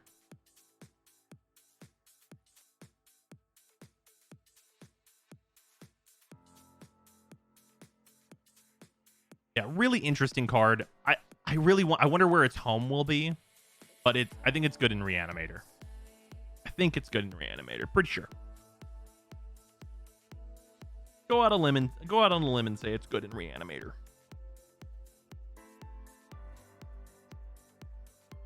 Yeah, Grizzlebrand is his own thing. But anything that gives off, like, you know, Grizzlebrand energy he's probably pretty good. You know what I mean? Plants are fucking sweet, dude. All right. Well, that is Innistrad open. And Digimon open. However, chat, I know. Chat, I know I said we were going to do all three. But I thought it was going to take less time. We are going to do this last Commander Legends pack. However, Modern Horizons, we're going to have to save it for another day. I have to go give Finn his medicine and then get him settled and everything. And then I'm responsible for him in the morning at 5, 6 a.m. or so. So I do need to sleep at some point. So unfortunately, we're not going to get to the Modern Horizons box today. We are going to get to it. My apologies. Yeah, 2 out of 3 is not bad. And let's rip the Lotus like fucking gods as well. Because obviously that's what's going to happen here. One sec, let me organizing these commons and uncommons real quick.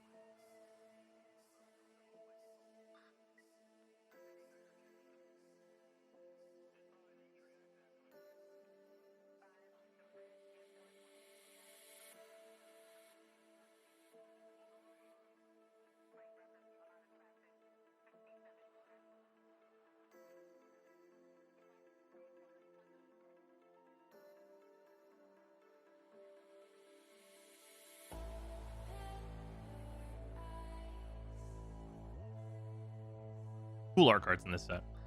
All right. What a perfect time to start the 24-hour FF14 stream. Yeah, I wish. All right. There is an MTG law. It's that Teferi must be broken. Oh, yeah. Is the other MTG law that the Lotus should be in this pack? All right. Last Commander Legends pack. Galamto. Makeshift Munitions. Haven Surveyor. Angelic Gift. Doomed Operative, Undying Rage, Squad Captain, Wildheart Invoker, Elvish Doomsayer, Azure Fleet Admiral, 9th Bridge Patrol, Lumen Grid Gargamel, Armillary Sphere, into the uncommons, Cannon Blade, Lightning Rig Crew, Monsters Onslaught, and fucking, I'll take it. That's a great last card. Jessica's fucking will. Numa, Jiraga Chieftain, and a Livio, and a Foil Armillary Sphere, and a Thrall. Yeah, Jessica's will is fucking good. I think Jessica's will is $20 now. It's a $20 rare, pretty sure. It might be $15. But yeah, Jessica's will is insane. One of the best cards to pull out of the set. I think that right there just sealed the deal on that whole box of Commander Legends being really solid that we opened, actually.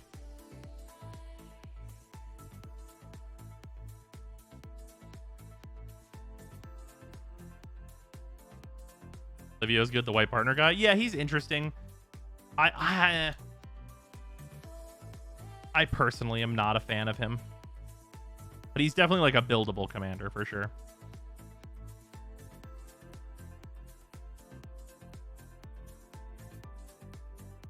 Got a foil Jessica's that I've managed to press flat. Nice.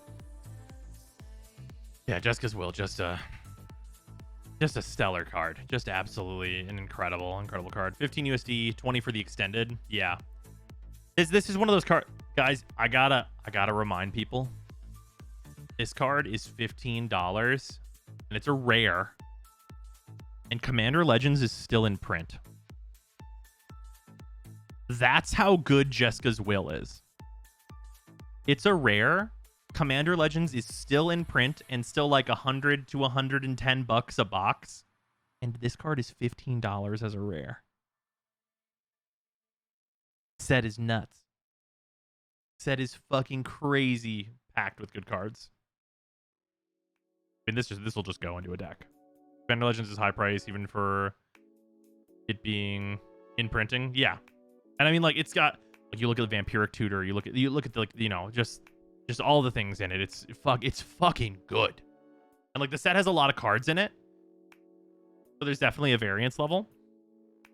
But there's so many good cards, and so many of the cards in it are just going up. Because like if you look at a card that 3 months ago was a quarter or like $1, like Kodama, for example, Kodama of the East Tree, Kodama's $5 now. That card's $5 now. I just built a budget deck that included him for some combos, and he took up $5 of the $50 budget. Like that card is on its way up.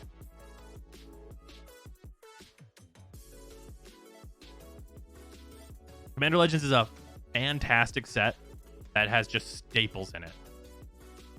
So yeah, it's good stuff. I think it's going to be a couple years from now, and people are going to be really complaining that cards in Commander Legends 1 didn't get reprinted, and that the set costs $200 or $300. I bought my playset on release for $8 because it was considered bulk on release. Exactly. Like Obeka. Is Obeka also like $5 now?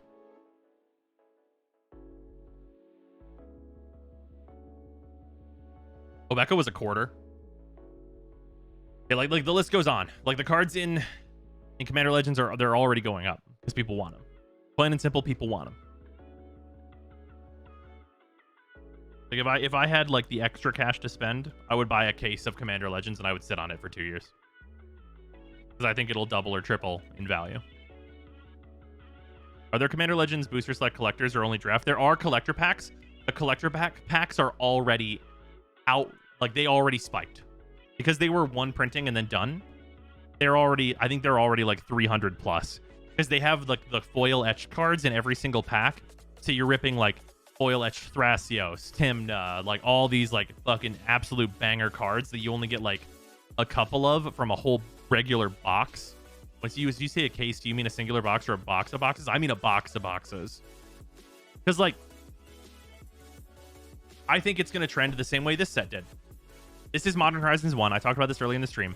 I bought a case, which is 6 boxes of Modern Horizons 1 for $170 a box. I bought it for $170 a box. They're $270 now to $300. They're $270 to $300 now. They went up $100 in value since I bought these. Like if you have like the $600 to spend, or maybe you get a deal on 6 boxes, also a thing depending on your locals or whatever.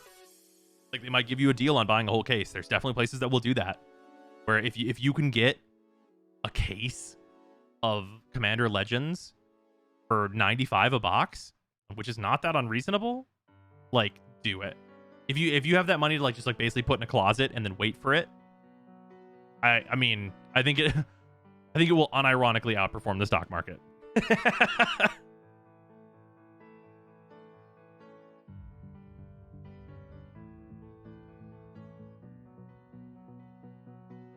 And obviously I would never suggest anyone do anything outside of like limited quantities. But like, if you're trying to secure the bag, I think that there is a bag to be secured. I hope Jeweled Lotus goes up. I managed to get one in a trade. Oh yeah, Jeweled Lotus will absolutely go up. Jeweled Lotus is still in print right now, and it's already what, $60, $70, $80? It like if you pull a Jeweled Lotus out of a box, it covers like 80% of the cost of the box right now. And that's with the set still in print. With a set still in print. Like that's outrageous. Like there's no standard set that's doing that.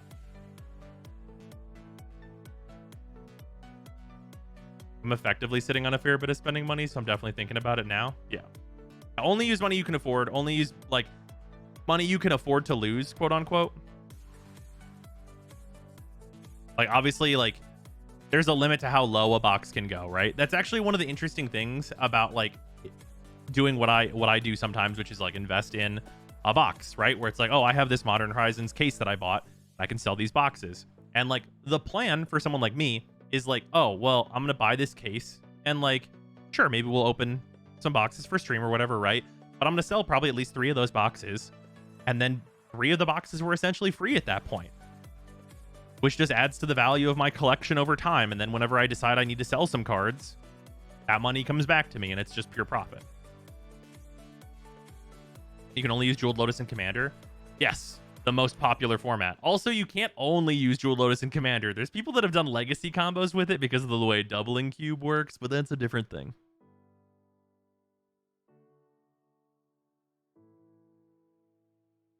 It's not like a super real deck in Legacy as far as I know, but people did try it.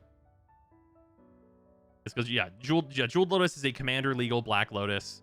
It's not quite as good as Black Lotus. Let's not get ahead of ourselves, but it's pretty fucking close.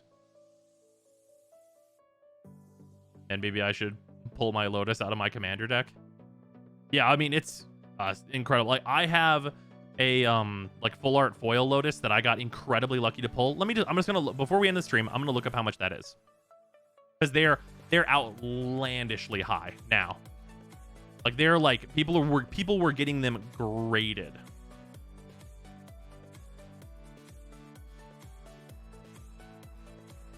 Ready to see some bullshit. Jesus fucking Christ. Full art foil of the Jeweled Lotuses, which only come out of the collector's boxes, are $600. I should sell that.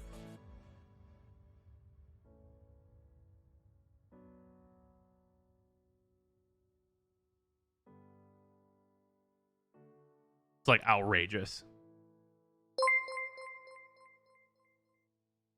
Yeah, Roger going to like $5+ Absolutely. I think he's already like $3. To like $5 plus in a few years, all right. How much is a Roger right now? I'm looking. Okay, he's like 50 cents. But still, oh wait, right, he's one of the uncommons. Okay, yeah. He'll probably go to 5 eventually. It depends on if they reprint him. Obviously, those things matter. But like, he has partner, so it's a little bit less likely that he's going to get printed into a lot of sets. Yeah, Roger's a good commander. People like Boros, turns out. Who knew? And he's playing polymorph decks too, because he's a fucking 0-drop.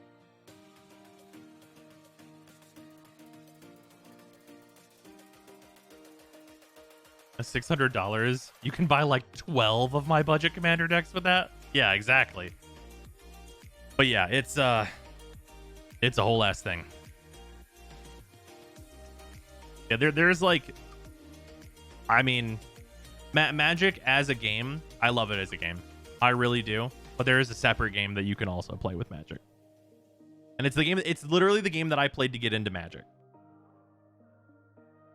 The game I played to get into Magic was Ultimate Masters. That's the game at the time.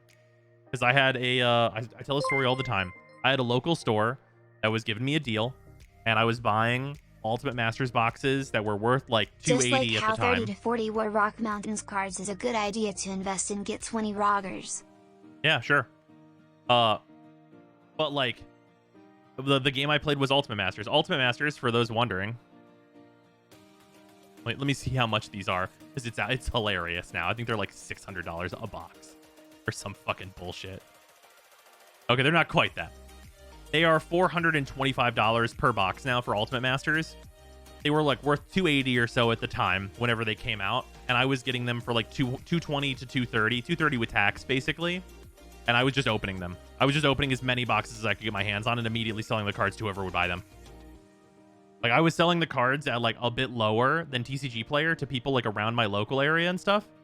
And I was like, okay, I'm gonna buy every box that my locals gets into stock, open them, and make money and keep the cards I need? Like, question mark? Like, I still have like a fucking, oh god, what is his name? Snapcaster. I have a playset of Snapcaster mages. One of them is a box topper foil, and I just have those. And like in the end, I didn't end up spending any money on Ultimate Masters because I made money on getting that, and my collection became huge instantly. Like, that's the set where you could just open just like fucking Entombs and just like all these other cards that are like $30 now. Like, I wasn't selling them for that much then, but like still, like Demonic Tutors, all these cards. You can play Magic the Gathering, the card game, or you can play Stock Market Investments, the card game. Yeah, I mean, like, the best way to, the people always say like the best way to get into like Modern as a game, like for Magic the Gathering Modern's format, is like those decks cost like, you know, you're looking at $1,000. So the best place to get in is like get in on the ground floor with Burn. Cheap Burn, easy to put together, way lower investment, and then you just play tournaments and you slowly build your collection. yeah, you can slowly build your collection, or like if you get in at the right time and you have like the disposable income, because at the time, like I had like savings that I could use, and I was like really, really positive that I could like, you know, get there and do what I wanted to do. Like the best way is just to be like, I'm just gonna flip these cards. I'm just gonna flip these cards as fast as I can.